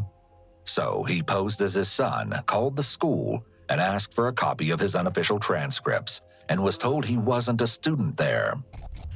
Hi, I'm trying to get an appointment scheduled to meet with somebody to mainly just get a copy of the transcript and also a printed copy of a certificate that was earned and other degree verification. Do you have your old account info? Like you used to be Alderson C at Madison College. How far back does that account go that you're looking at? Like when was the first class taken? spring of 2018. So I don't see that you were admitted in any program. You said they were, it's the IT degrees in there, right? No, those are just classes. You might have just took the classes but not be in the program. The internship from the spring show up in there? No. Okay, thank you for your help. Bart told Chandler that they'd both be attending a meeting up at his school that was scheduled for July 1st, the same evening that Chandler had supposedly helped his parents pack up their things for their weekend getaway. When it was time to head off to their meeting the evening of the 1st, before he and Bart could walk outside to the car, Chandler killed him. Bart was killed by a gunshot wound to the head. It's fair to assume that after that, he waited for his mother to get home from work and killed her too. It's still unclear exactly how Krista died. Yet even after Chandler's arrest, the case took a strange turn. Given Kat's reaction during her interview, you may be surprised to know that following Chandler being charged, he and Kat stayed in contact. While in jail, Chandler used a jail messenger app to text Kat, and the two also spoke frequently on the phone. Their conversations reveal a different side of Kat than the one we saw during the interrogations. On September 9th, 2021, Chandler texted Kat saying, "Good morning, wifey. Today is court, so I'm sorry if you have to hear about it." Kat responded, "Good morning, hubby. I love you and everything is going to be okay. Just do your hair, wear your glasses, and show people you don't look like a monster like how they're trying to say you are on the news. Remember to relax and don't be too intense." The two made plans to buy an espresso machine and save so they had money for when they both attended school, and shop for new clothes when Chandler got out of jail. Chandler was optimistic that not only would he be out of prison soon, but that he would be able to get a job quickly. He also messaged her saying that, "I got you still, and that's all I need." In calls from prison, Chandler was able to speak with Kat and her mother on the phone. Are you going to stay there until January? I don't know about myself. I'm in a mental health spot, so they might put me in general population eventually. But trying to stay there Yeah, I will. is more safe for you, you know? Yeah. I think if you go to the population, try to stay away from other people, you know? Yeah, I'm sorry, Yeah. but all these people sound like they're sleeping. And sometimes it is better to say what happened. Like, if you don't say what are you there for, people thinking that you are there for something else, maybe. I don't want you to be hurt. Well, don't worry about it. I'm all on the TV, so everyone knows I actually belong in jail. Oh, And no one's going to be thinking I'm a snitch, so don't worry. Oh, okay. Oh, Plus, if you know of Dane County Prison, anywhere that I would be housed, just given what they're thinking of me, like I'm a crazy person, I'm going to have my own room, and I won't really have to worry about other people. I appreciate you worrying about me and caring for me. I know, yeah, the news has made it sound very bad, but just talking to my lawyers and everything, it's much different. The news has putting a very bad spin on everything. I know. I hope you know that. I don't know what happened, and I don't need. Everybody has their own reason. Huh? I definitely can't talk about the case over the phone. Right. But I wanted to tell you that everybody has their own thing. In a text, Chandler tells Kat, "It's a lot to have to read what people say about me. Not super fun. But I understand that a lot of people are angry and or sad, and it's super easy to blame everything on me at this point in the case." Kat tells him, "Everyone is pointing fingers, and it's a lot easier to point at you instead of imagining what else could have happened." In another call, Chandler and Kat discuss his next court appearance. I think they're delaying everything as much as they can, so we don't have time to prepare. Well, got your glasses, got your colored pencil to highlight important things. I don't think I would last in jail. I don't know how you do it. Yeah, not well. Mentally. Other than that, I seem to be doing actually pretty well. Well, I'm happy. I was worried you're going to get beat up or something. No. People stay clear of me. Fair. Yeah. I would too. I miss your eyes. Your nose. I like yours. That's crooked. Maybe I can get beat up in here and someone will punch it so hard it fixes itself. I love you and I miss you. Stop. I love you. Even after Chandler's incarceration, Kat continued to foot the bill for him. In their jail messages, they talked about how Kat had paid Chandler's lawyers. He thanks her and texts back, "Oof, sorry, hun. You'll be well compensated when I'm out." At one point, they discuss maybe selling some of Chandler's drawings that he's created while in prison, and he messages her saying, "I'm drawing a bit more than I used to. Maybe you could sell my pictures to someone and make money for your mattress. They're not good pictures, but I'm apparently famous, or rather infamous at this point. I don't know, just an idea that might help you out. You could sell them and who knows, it could get you something nice." Kat responds, "LOL, wishing you the best of luck with the love letter. If I sell the photos, I'm just scared people are going to find out I'm the girlfriend, and I really don't want to deal with that right now. One of the reasons for moving was due to a reporter showing up to the house and a not-so-good experience." Chandler answers, "You know I can't talk over this, baby. If anything, I'd have lawyers catch you up." And Kat texts back, "I know it's not in your best interest to talk about it over the jail app, LOL." The last message we can see exchanged between the two was from Kat on September 30th, 2021, reading, "Hey, since you didn't call, I'm going to assume something happened. I hope you're okay and safe and are able to sleep well tonight. I love you a lot." It's unclear why Kat continued communication with Chandler after his arrest. Perhaps she was in denial. After all, it was a huge pill to swallow. The idea that her boyfriend had so barbarically slayed both of his parents was unthinkable. However, before the trial rolled around, Kat experienced a change of heart. She'd accepted that Chandler's life was a complete and utter lie, though the details of how or when exactly this occurred are unknown.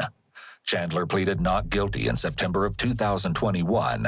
However, he refused to talk to his appointed lawyers about the case or testify at his own trial. His trial began in January, and due to his lack of cooperation and the pile of evidence against him, the case was practically open and shut. Among the evidence gathered was surveillance footage from a Fleet Farm department store that showed Chandler purchasing a tarp. This tarp would also later be found on the farm, rolled up and discarded in a garbage can. Also found on Cress's property was a white plastic grocery bag at the bottom of a recycling bin. Inside the bag, there were several balled-up paper towels, which were covered in a substance that appeared to be old, dried blood. In addition, Chandler was caught on surveillance camera picking up some large bags of ice from a Target store on July 3rd and from Quick Trip on July 1st. Chandler's internet search history also ended up being one of the biggest clues to his involvement. On July 7th, less than a week after his parents went missing, Chandler searched for body found in Wisconsin, woman's body found in Wisconsin, Wisconsin dismembered body found, dead body found in Wisconsin, body found in Milwaukee River 2021, and Bart and Krista. Through the investigation, neighbors also provided some damning evidence. One claimed to have smelled burning wood, followed by an odor of barbecued meat in the air on the night of July 1st. Another neighbor provided security camera footage that showed a flickering light emanating from the Halderson home during the very early morning hours of July 2nd, from approximately midnight until about 4:30 a.m. Only one question remains. Where had Chandler stored the bodies while Kat was over for the weekend? It appears we may never know. Further investigation of the Haldersons' home uncovered the presence of more than 200 bone fragments in the fireplace. Oh my.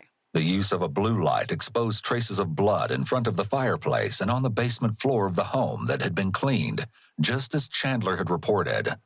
However, the amount of blood present was way more than anything a cut on the toe, a nosebleed, or scratches could have produced. Then, of course, there's the fact that in the days following their disappearances, Chandler was spotted in both areas where his parents' remains were discovered. The jury would deliberate for only 2 hours. after which they would find Chandler Holderson guilty of the intentional homicide of his parents, Bart and Krista Holderson. He was also found guilty of 2 counts of giving false information regarding a missing person and 2 counts of mutilating a body. Chandler requested not to be present at his sentencing, but his request was denied, and he was forced to attend. At his sentencing on March 17, 2022, Chandler's defense team pleaded for the possibility of parole, but the judge would state that in order to fulfill his duty of ensuring the safety of the public, he had to hand down a sentence that would guarantee that Chandler would never walk the streets again. Good. He was sentenced to life in prison without the possibility of parole. Chandler only had one thing to say at his sentencing. He made a brief statement saying that he planned to appeal the verdict and that if any criminal lawyers were watching and wanted to take on his case, they should reach out to him as soon as possible. And he wasn't kidding. On March 30th, 2023, Chandler submitted a notice of no merit appeal for his conviction. This is exactly what it sounds like, an appeal filed by a lawyer who doesn't believe there's actual reasonable grounds for an appeal. Chandler is currently serving his life sentence at the Dodge Correctional Institute in Waupun, Wisconsin. Yeah, someone basically reviewed it and went, yeah, no, dude, you're never getting out. Nice try, though. Bye.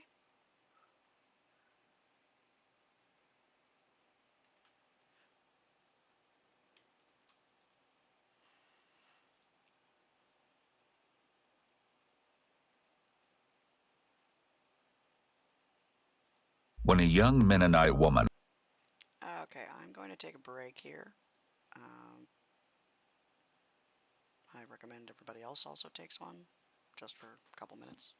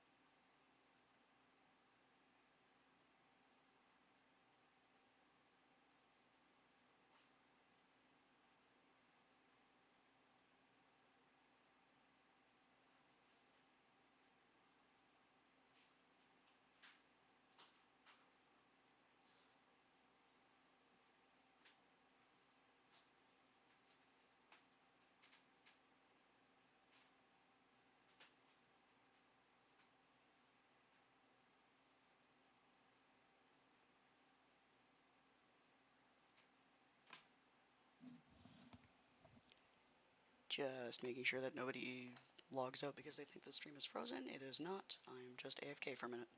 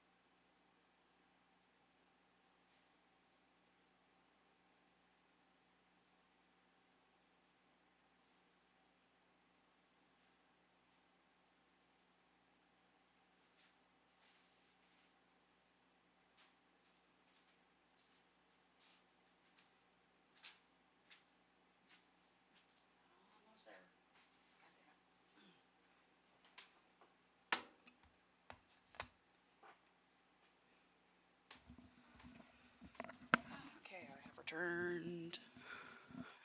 Let's see here.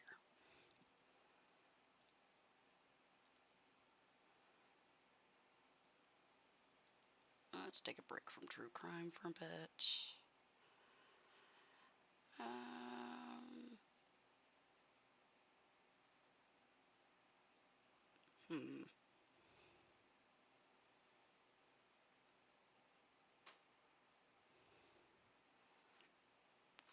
You know what? I will warn people this guy gets really in-depth, but I love Roanoke Gaming. The human body is quite the complex piece of machinery. A well-oiled machine that has all of its parts interwoven with one another to allow us to move, to think, and to exist in a world to the point that even has us question if we are or are not the sum of our parts. These meat suits, according to the theory of evolution, took hundreds of millions of years to come into being as they are, with Homo sapiens specifically, which has given us the pinnacle of our own society, with no record or evidence of anything else even coming remotely close to achieving what we have. Humanity, for all intents and purposes, has built on this world and virtually conquered it for our own gain. All thanks to our sort of jack-of-all-trades bodies and our massive intellect. Probably could do without the anxiety, though. But what about other species? Sort of like how our bodies live on a planet, we require the world we are living on currently to be successful, otherwise we would be nothing but, I guess, floating bodies in an endless void. Could another animal do what we have done, except one step up the ladder? Do I sound like an absolute madman? Probably. It's about our old pal and constant unwanted companion, parasites. If they could control the human body in some form or fashion, could they boast about what they have created using what was already present in the body they inhabit? To this end, what would that mean for the original host species? Well, today, let's find out.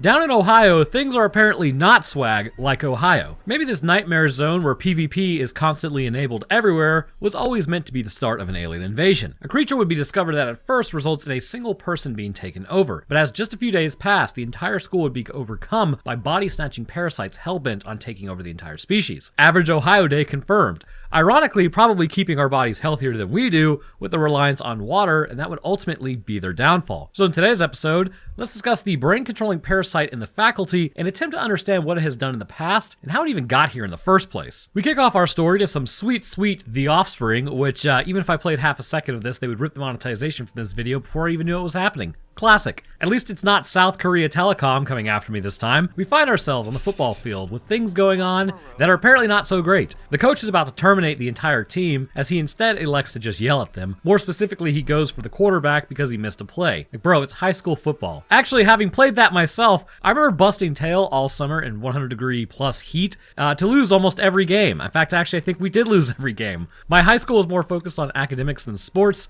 and our coach ended up yelling at us, and our football program was unfixable, and I'm pretty sure he actually told us we sucked at our last game.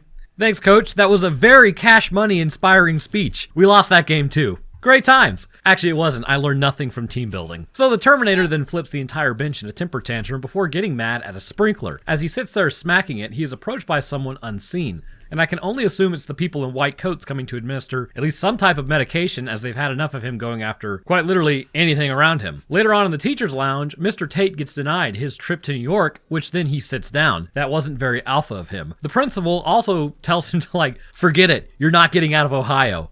We all know, nobody escapes Ohio. It's a state of mind as well as a physical prison. Alright, I'm just playing with you, Ohio. You know you're one of the states in the United States. So the principal hits them with the doom and gloom, as the school board won't give them money, or any sort of money except for sports, which is horrifically true, as sports bring in money. Who cares about investing in younglings? Later that night, the principal goes to lock up, entering the dark school, no thanks, and as she does, she hears something. Liquid Coach comes out of nowhere and shows up and hits on her and then asks for a pencil. She hands him a pencil, and then he just kind of stabs it through her hand for some reason, as she slashes him with the keys. He gets on a PA as she runs around and looks for a way out, which turns into just a continuous long-running fight. Running for the door, it's chained up for some reason. Why is it chained up? Didn't she just come through this? Well, that should have been an indicator to her that something was wrong, but we're about to find out. She again goes to get her keys as she's able to get the door open, and they both shut it and lock him in. Which, when they succeed, the other teacher then stabs the principal, saying, "I always wanted to do that." Okay? So now we arrive the next day. It's 1990 school, so everyone already looks like they're in their 30s because horrifically, they are now close to their 60s. Holy God, time is a nightmare. More so with our hilariously brief lifespans. But we can push our mortality out of our minds because an absolutely cherry 1970 Pontiac GTO comes flying in, almost hitting several pedestrians, which is pretty par for the course for GTO owners. Also, there was this one guy who was super bent out of shape that I talked about cars, which, you know, I do like cars in my War of the Worlds episode. And considering I'm the guy writing and conceptualizing these videos and this entire channel, I suppose I'm able to cover any part as in depth as I like, so here we go. My headcanon says that this has to be a big bore choice, being the 400 cubic inch V8, which specifically had a 4.12 inch bore, which as we all know increases the engine's breathing as it's naturally aspirated, which shifts the power band to higher RPMs. Sporting 330 horsepower, it would unfortunately only become more cringe later on when the gas crisis happened in 73, I believe it was, because if you look at what came out of that era, like the Mustang II or even the 78 model of GTO at 180 horsepower, we really took a turn for the worse. Or look how they massacred my baby, the 1967 Impala versus a modern day Impala. Anyhow, this section was brought to you by that one guy who complained and talked about That version of the Impala is still fucking nice, though. Come on. You can't say that that version of the Impala was not gorgeous in its own way. how I shouldn't talk about cars on this channel. Thanks for reaching out, man. Your opinion is noted. The helmet head then parks in 3 spots and pops the trunk, grabbing some pins and pencils. As a random dude, just straight punches Frodo in the face. What the name of all that is holy was that about? Like, can you imagine just you're walking along and getting hit in the face and saying, oh, my fault, instead of turning someone's leg digitigrade at the knee? Couldn't be me. A random car crash then happens in the distance, which is interesting as a fight breaks out, which is not actually the standard for that reaction. Stokes, the goth chick, then runs into Stan as he calls her a beast, and this will happen about 4 more times, which, I mean, we'll probably need the Falcon meme at this point. You know the one, and then they kissed or whatever it says. I haven't actually read it. And that's what it says. Alright, then Delilah talks about random things with a group. Stan comes to kiss her and he gets shut down in front of everyone. Ah, wonderful feeling, I bet. It's never happened to me, though. I wouldn't know what that's like. Right.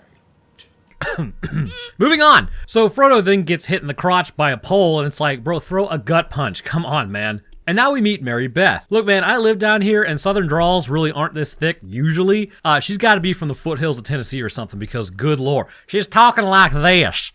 I don't know. I've heard some people. It's just not me. So this school is like pretty chaotic. There's like 100 things going on. It looks more like a college campus than an actual high school. And then we see the dude from that 70s show. It's hilarious. He's a scumbag in every show, and he's a scumbag in real life. Does life imitate art, or does art imitate life? Zeke then sells him some stuff, and school begins. Heading over to the teacher's lounge, there's a whole lot going on as the nurse is sick. Jon Stewart says maybe she should go home, which she says, I want to save my sick days for when I'm not sick. And he's like, oh, why don't you just stick a pin in my eye?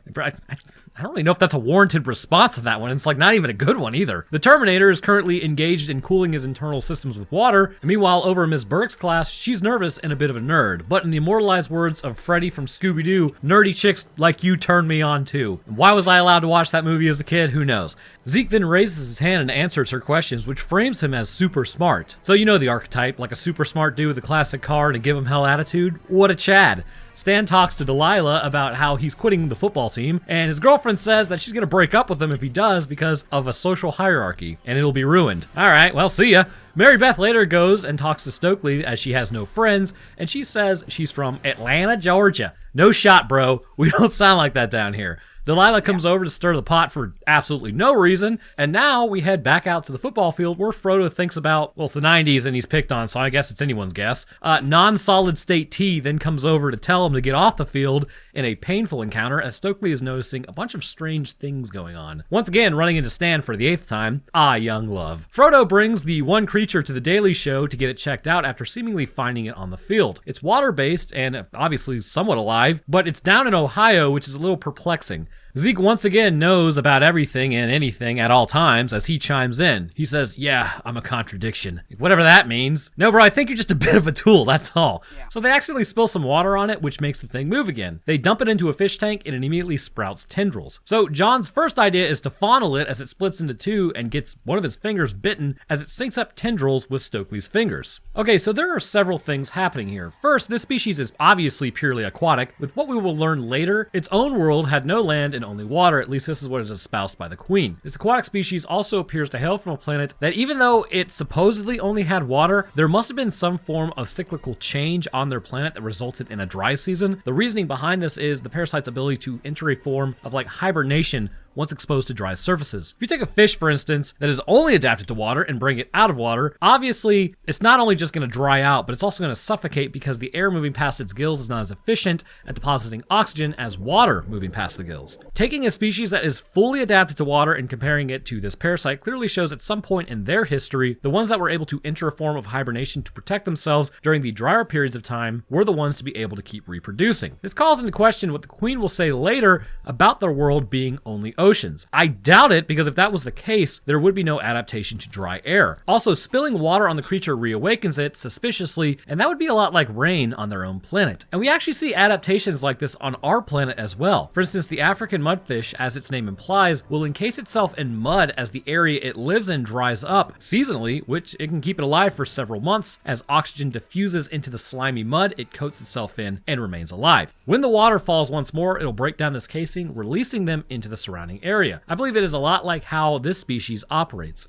It appears as though they are arthropodic somewhat, possessing kind of a thin, clear shell that allows them to not become desiccated, which may also be covered in some form of mucus. When water lands on them, this will tell their nervous system that there is water in the area and it's time to wake back up and begin at least their parasitic process. Apart from the hypothesized history based on their adaptations, they are clearly carnivorous to the point that, again, they're parasitic. When entering the tank of water, at first the original version does not appear to have teeth. However, based on the needs of the creature, it is able to divide asexually, with the new version of itself having these teeth necessary to bite the teacher. And this would imply that these creatures at will can change their own genetic coding. Now, this could have given them the adaptation to actually enter hibernation, but stopping yourself from eating dirt, which implies subduing and slowing down your own biochemistry, is orders of magnitude more difficult than recombinating genes to create teeth. But one of the interesting things that we do see is the tendrils' outline hands seemingly feeling the electrical activity contained within, and what we will see later will explain why it does this. Over at a pool in a public school, that's weird, Stan quits the team and the coach is oddly okay with it. Mainly because he has bigger fish to fry, but more likely his brain is operating at an altered capacity. Over in the locker room, once again, they pick on Frodo. Bro, throw a punch. As Stan heads to the shower, a teacher comes in. It's Mrs. Brummel, and she's saying that she can't breathe. She keeps repeating this, as this would likely be rather alarming, as then her scalp starts sloughing away. As they take her to the nurse, the coach is standing in the sprinkler like a complete weirdo, and they say, well, she had cancer and this caused her scalp to fall off. No need to look into that further. Thank you for your input. But out at the GTO, Zeke is selling his stuff. Ms. Burke comes out and tells Zeke about his intellect and if he only applied himself and blah, blah, blah. Remember, you could be the smartest person in the world, but if you don't have a work ethic or desire to apply it, you're about as useful as a helicopter ejection seat. Being intelligent isn't enough to just get praise and fame and power, and people who actually believe that get outworked by people they perceive as less than themselves all the time. Then they usually wonder why those people are higher up on the chain and they're on grunt work duty.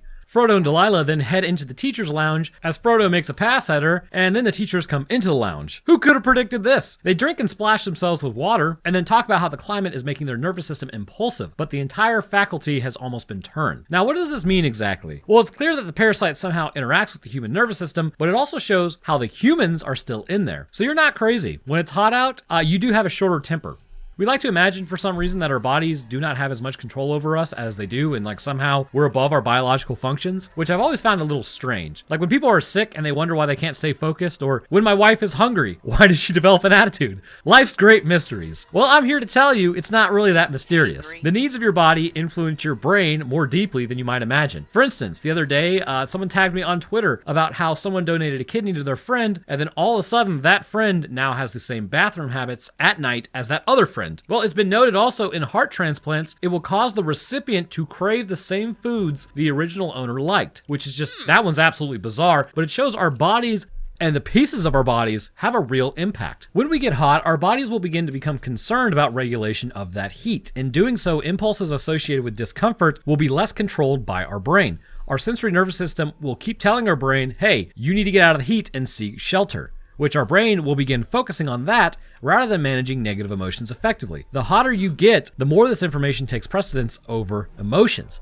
The parasites know this, and they are actually attached to the nervous system, saying it's causing them to have difficulty keeping their brain under control, as typically the brain would likely be running its standard functions, even though it is under control by the parasite. And something else to know is that the parasite is actively dehydrating the body, and that's why they're drinking so much water. None of that is being turned into sweat, which means the body would actually have even more difficulty cooling itself. But likely the cerebral cortex is somehow subdued, causing the person to be consciously knocked out, but their bodies are still being piloted by the parasite. By using Using the normal background functions of the brain, the body would still operate as well as it did prior, but it is still susceptible to the effects of climate, which disrupts the parasites. It's almost like with a negative effect, or at least a negative enough effect, the human might wake back up, triggering a struggle for control over the body. So they push the nurse against the door as they then attack her and put a creature in her ear. Talk about a really bad tinnitus attack after that. As Delilah falls backwards, they spot the other teacher in there as Frodo and Delilah then make their move and run to the principal. They try to tell her what's happening as everyone comes out of the lounge and they appear fine. Hilariously, they make a break for it, and despite the fact that Frodo wouldn't leave Delilah behind, Frodo falls and Delilah's like, see ya, and she just keeps running.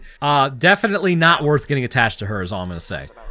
This seems to be an incredibly fast process, though. Enter the brain, likely an electrical shock of sorts. It would be rendered to the cerebrum itself, rendering the person unconscious as it quickly connects to the spinal cord and brainstem. From here, it is clearly able to interface with these two critical areas, but also has been said they can glean memories from the brain. This transfer of knowledge would be as simple as forcing an electrical current through the brain in specific areas such as the hippocampus and having a tendril down line to receive the signal. Now, this is a massively simplified explanation of how the memory would work, as this would require extensive connections to the brain as well as to the prefrontal cortex, which is where memories are actually also stored. But this shows how it is able to take these memories to be used after while rendering the person unconscious. The parasite also likely sets up shop underneath about the midbrain, allowing it to reach to all of these areas quite easily in order to control the body. Later, they come back with the police and their parents. They open up the closet and nothing is in there. Yes, there was no way they could have moved a body at all in the several hours that took. Frodo looks like a fool as his coach tells him, there's plenty of chasing on the field, we could use your speed. It's basically a entendre of, we're gonna hunt you down. The other officer gets turned by the principal as Frodo interrupts his mom about to get changed by her as well. That night, the dad tears apart his room as he's put on restriction with his old man finding his stash as well. And remember, the mating rituals, I guess you could call them, is absolute poison for your brain. It hijacks your reward system with something known as a super stimulus reward. It decreases your gray matter in your brain. It should not be considered normal to look at it at any age, and it robs you of your social ability, confidence, and focus. If you can stop looking at that crap, definitely stop looking at that crap. But anyways, he decides that he's gonna go sneak out as he spots the faculty outside. Literally falling from the second floor, he's totally fine, what a Chad, as then he runs into his dad. See, but he spots the faculty out there for a second, and then when he looks back up, he says, I must be losing it because they disappear almost instantly. I don't know what the movie is implying here, or that he's just straight up tripping, or something else, because this was kind of a weird one. But the next day, Frodo gets dropped off at work, and this isn't a shtick. I know I've said Frodo like 100 times. I've actually forgotten what his name is, and he has no other name. He's Frodo. So anyways, T-1000 then talks to his dad as he heads inside. There's no telling at this point who's infected and who's not. Delilah grabs Frodo as they get called to the office, but they just completely ignore that. The teacher's lounge is now stocked with water and everyone is remaining quite hydrated. Health. Stokely gets pushed on Stan for the 8th time. Like, bro, just go for it already. And he tells her he quit the team because he was tired of getting by on his ability to play sports, not his academics. Which, I mean, I gotta be honest with you, if your desire is to go to college, you should apply yourself in high school because that's where all your habits form, such as studying, sleeping, and maintaining like a healthy physical standard. But you can play sports and do well in school. They aren't mutually exclusive. But you really need to try harder in college if that's what you do. We also need people going into the trades. So that's also, you're gonna need to try either way. But that's how you end up in a lab like a huge nerd, like yours truly. Man, I do miss it sometimes. Actually, going for my master's in virology and epidemiology here next couple semesters, so I can bring you guys even more educational content, but that's neither here nor there. The point is study. Back at school, Mr. Tate tells everyone to write down their entire family members that they know, which is never a good idea. If anybody ever tells you to do that, don't do that. Mary Beth then talks to Zeke about the stuff he's been selling, and she's like, oh, I'm allergic to aspirin. So that would probably take her out, I guess, because those things are related. Stan and Stokely then walk by talking about the ear exams going on, which is a little odd also. And Delilah talks to Stan, and Frodo goes and talks to Stokely. Holy crap, there's a lot of talking. And the entire school is now acting strange. Zeke and Mary Beth talk about some random stuff as Scumbag Extraordinaire shows back up, and he's asking for even more stuff, like everything that Zeke has got. Miss Burke now arrives to make fun of Zeke, as she's now changed to Darth Burke. So this situation kind of turns into something else, definitely not something I would have been into in high school. And as she leaves,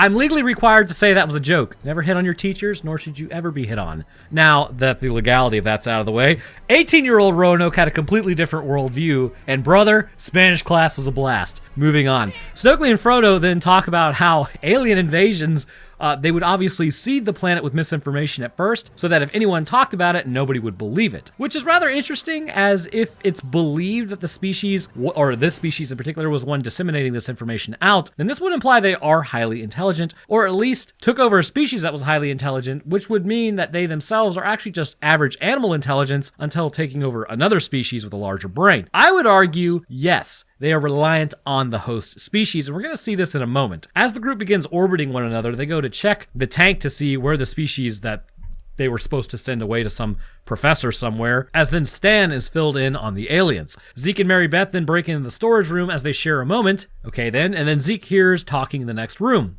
Frodo then says if the aliens were to invade the world, they wouldn't blow up the White House, they would sneak in the back door. Ohio is an absolute liability confirmed. Zeke comes in as John Daly shows up, and Zeke tells him that he thinks he's an alien. Zeke spills the beans immediately like an idiot, not taking this seriously, as then he gets thrown, and it turns out, well, look at that, everyone's an alien.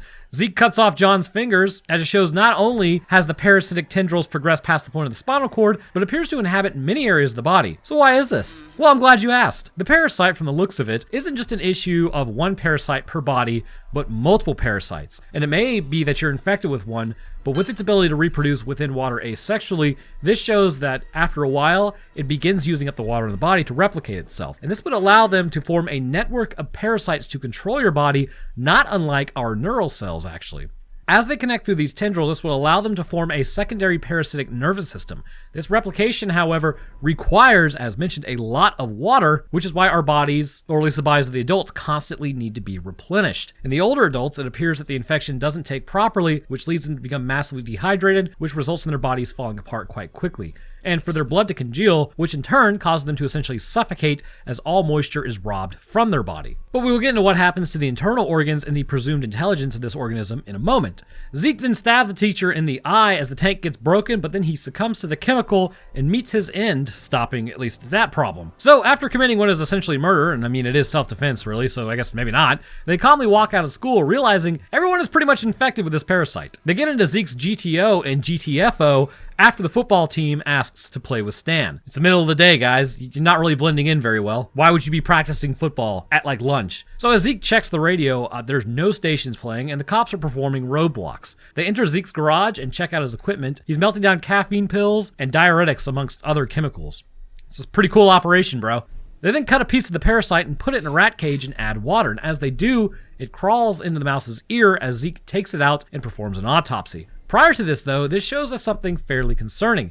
This species is more than just like a singular individual that is a part of a hive. Instead, every piece of the creature is viable and parasitic. It's almost like an earthworm, somewhat. But this could mean something as simple as being infected with a cell could result in a large host takeover. Although it is entirely possible the human immune system may be able to launch an effective countermeasure against it. But immunologically speaking, what would that actually look like? Well, as we all know, the human body and parasites is a lot like a sweaty butt crack in Georgia in July. They go sort of horrifically together. Parasites have long been in our species rather than, constantly fight them, which would be a continuous and difficult process that would just drain our bodies.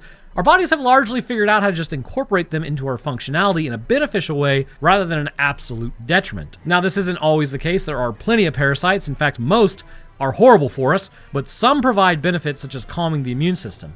I mention it every time, but it's worth repeating that this is why allergic reactions may be getting worse in first world countries. We keep getting rid of parasites, or really nobody has to deal with parasites, which may lead to an overactive immune system that responds to everything. But regardless of that, our immune system does still have some capability when fighting parasites. First, if the parasite is an individual cell, and that was what was invading the body, it's likely that macrophages would engulf it first and then lyse it with enzymes. But this is typically with a single cell. And this may be why the parasite cannot just infect with like a scratch or a bite, because the individual cell is pretty weak. However, it should also be noted that even though the individual cell is not the main infection mode, it is likely even just like a single cell could continue to grow into the parasite, as cutting off like a piece of it and exposing it to water allows the creature to grow rapidly, likely under the same mitotic drive that allows it to clone itself in a matter of moments. So should a piece of this get into your body, it's likely that your body would not be able to overcome this infection, even with the help of eosinophils dumping cytotoxic material onto it, simply because the cells can divide too quickly in the overall size of the parasite. But you would need multiple, you would need like a chunk of it, not just a single cell, for it to actually appear to effectively invade your body and be successful. But this is probably why it chooses to remain at the size that it is, and also this is probably dictated by its own biology, but this would allow it to outmaneuver a host's immune system and take over rapidly. It may also be, from what we see later, it can onboard genetic information from the host specifically. And this would allow it to not only be able to interface with the nervous system more effectively, but also allow it to not constantly be attacked by the nervous system, as it could display MHCs, or major histocompatibility complexes, designating the parasite as an original host cell, although it may be a non-issue for the parasite regardless.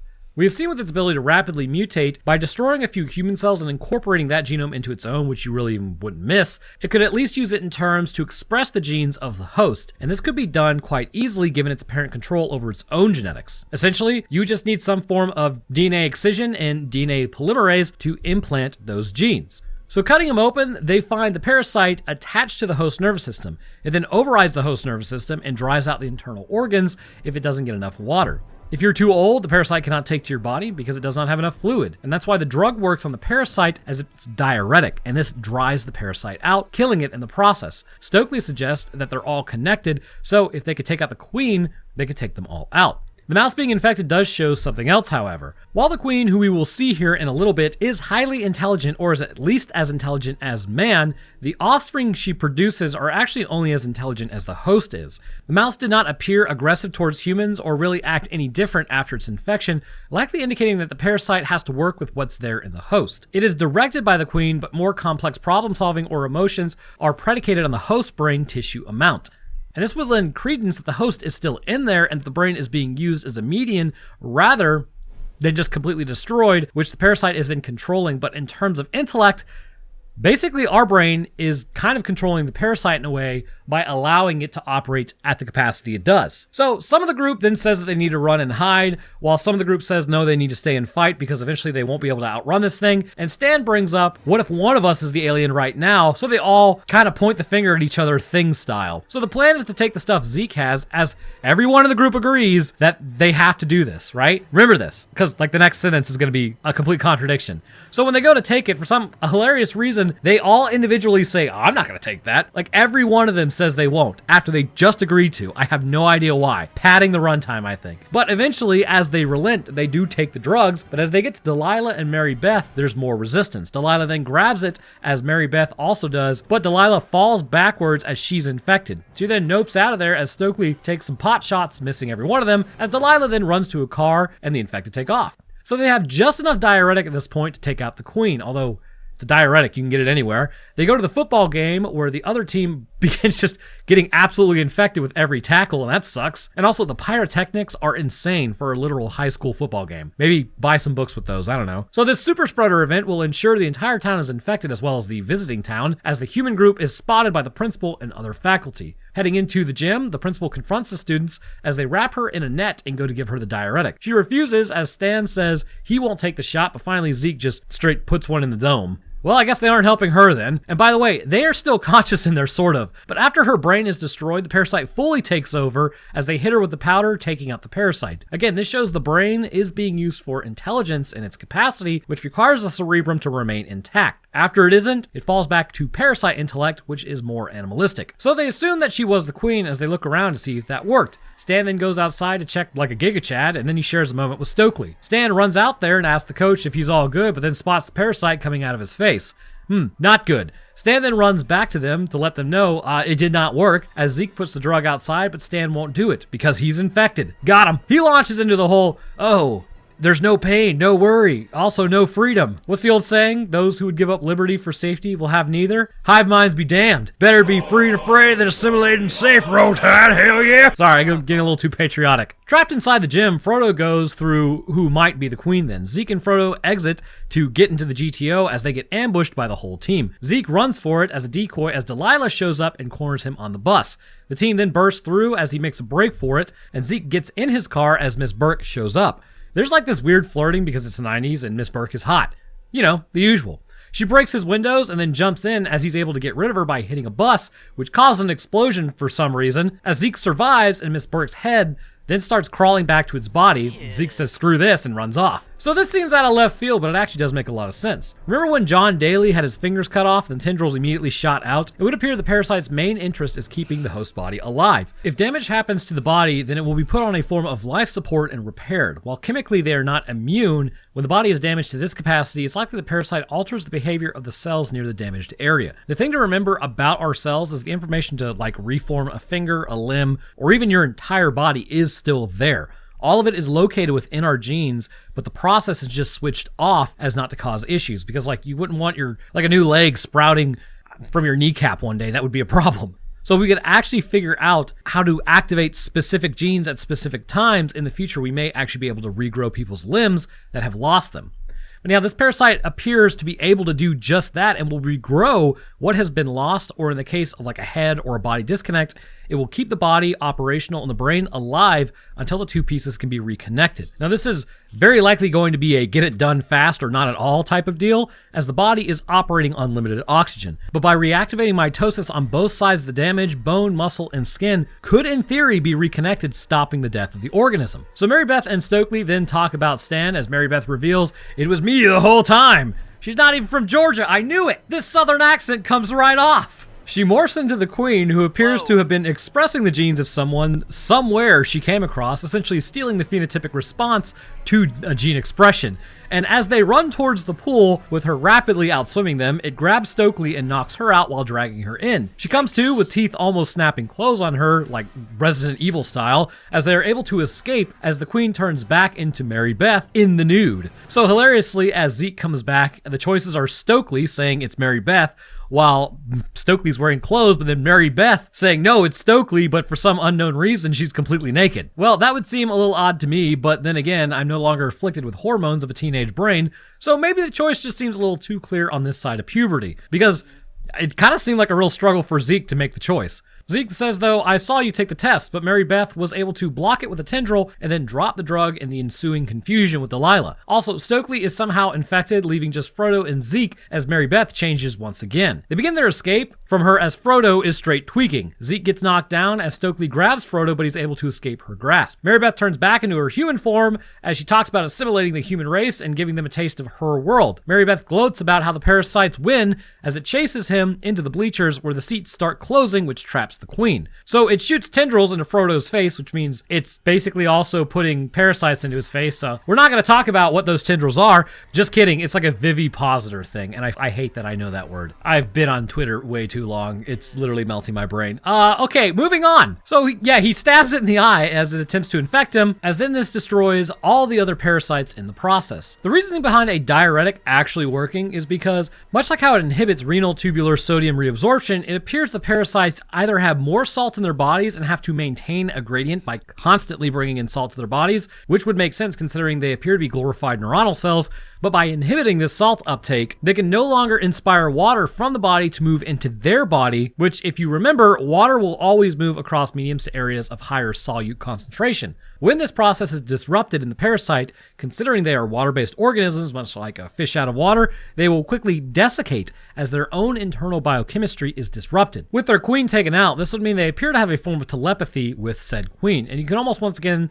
think of these parasites that inhabit others to be the queen's nerve cells that are capable of operating independently, but once infecting a host, they will now report back to the queen and are controlled by her. By taking out the queen, it's a lot like taking out the brain of a human. Sure, there are other nerve cells all over the body, but with the central nervous system destroyed, they are no longer receiving instructions or information, and as such, they cease operation and then are destroyed. In this case, by the cleanup crew known as the human body. Going to check on Stokely, her brain is now back in control as Zeke checks on them as well, and they have now won. So 1 month later, everyone is just like, well, that was weird. Okay, time to move on, I guess, as there's really not any massive concern or fears of potentially like a holdout infection somewhere. Just business as usual in Ohio. Of course, there are new things now. Zeke is on the football team for some reason, never displayed any interest in doing that, as Miss Burke is hot and bothered for him, did display interest in that. Stan and Stokely get together because of course they do, and Frodo and Delilah are now together because he's a hero, and Delilah is just a person who wants to be involved with someone famous. That relationship is built on just excellent foundations and is sure to last. And thus concludes the faculty. This parasite I hesitate to really call a true hive mind, as it really just appears to be an extended form of one organism that potentially uses its own nervous system to form a secondary, more controlled nervous system within its prey. While its own cells do parasitize the host for its own gain, I imagine this is really just a piece of the queen in another body. After abandoning their planet long ago, as their planet was said to be dying, as intelligent as the queen is, it's completely possible her species either achieved spacefaring status, or at minimum, something on their world did, and they took it over before piloting to Earth to start the invasion of our species. Although it was completely ineffective, because humanity, as per usual, takes the dub, because we are always number one. But anyhow, I want to thank you guys for watching. If I love his work. He's got some interesting takes. Unfortunately, I have been going for 9 hours now, so I'm starting to get really friggin' tired. Thank y'all for hanging out and everything. I muchly appreciate it. And we'll see about doing this more often. Take care.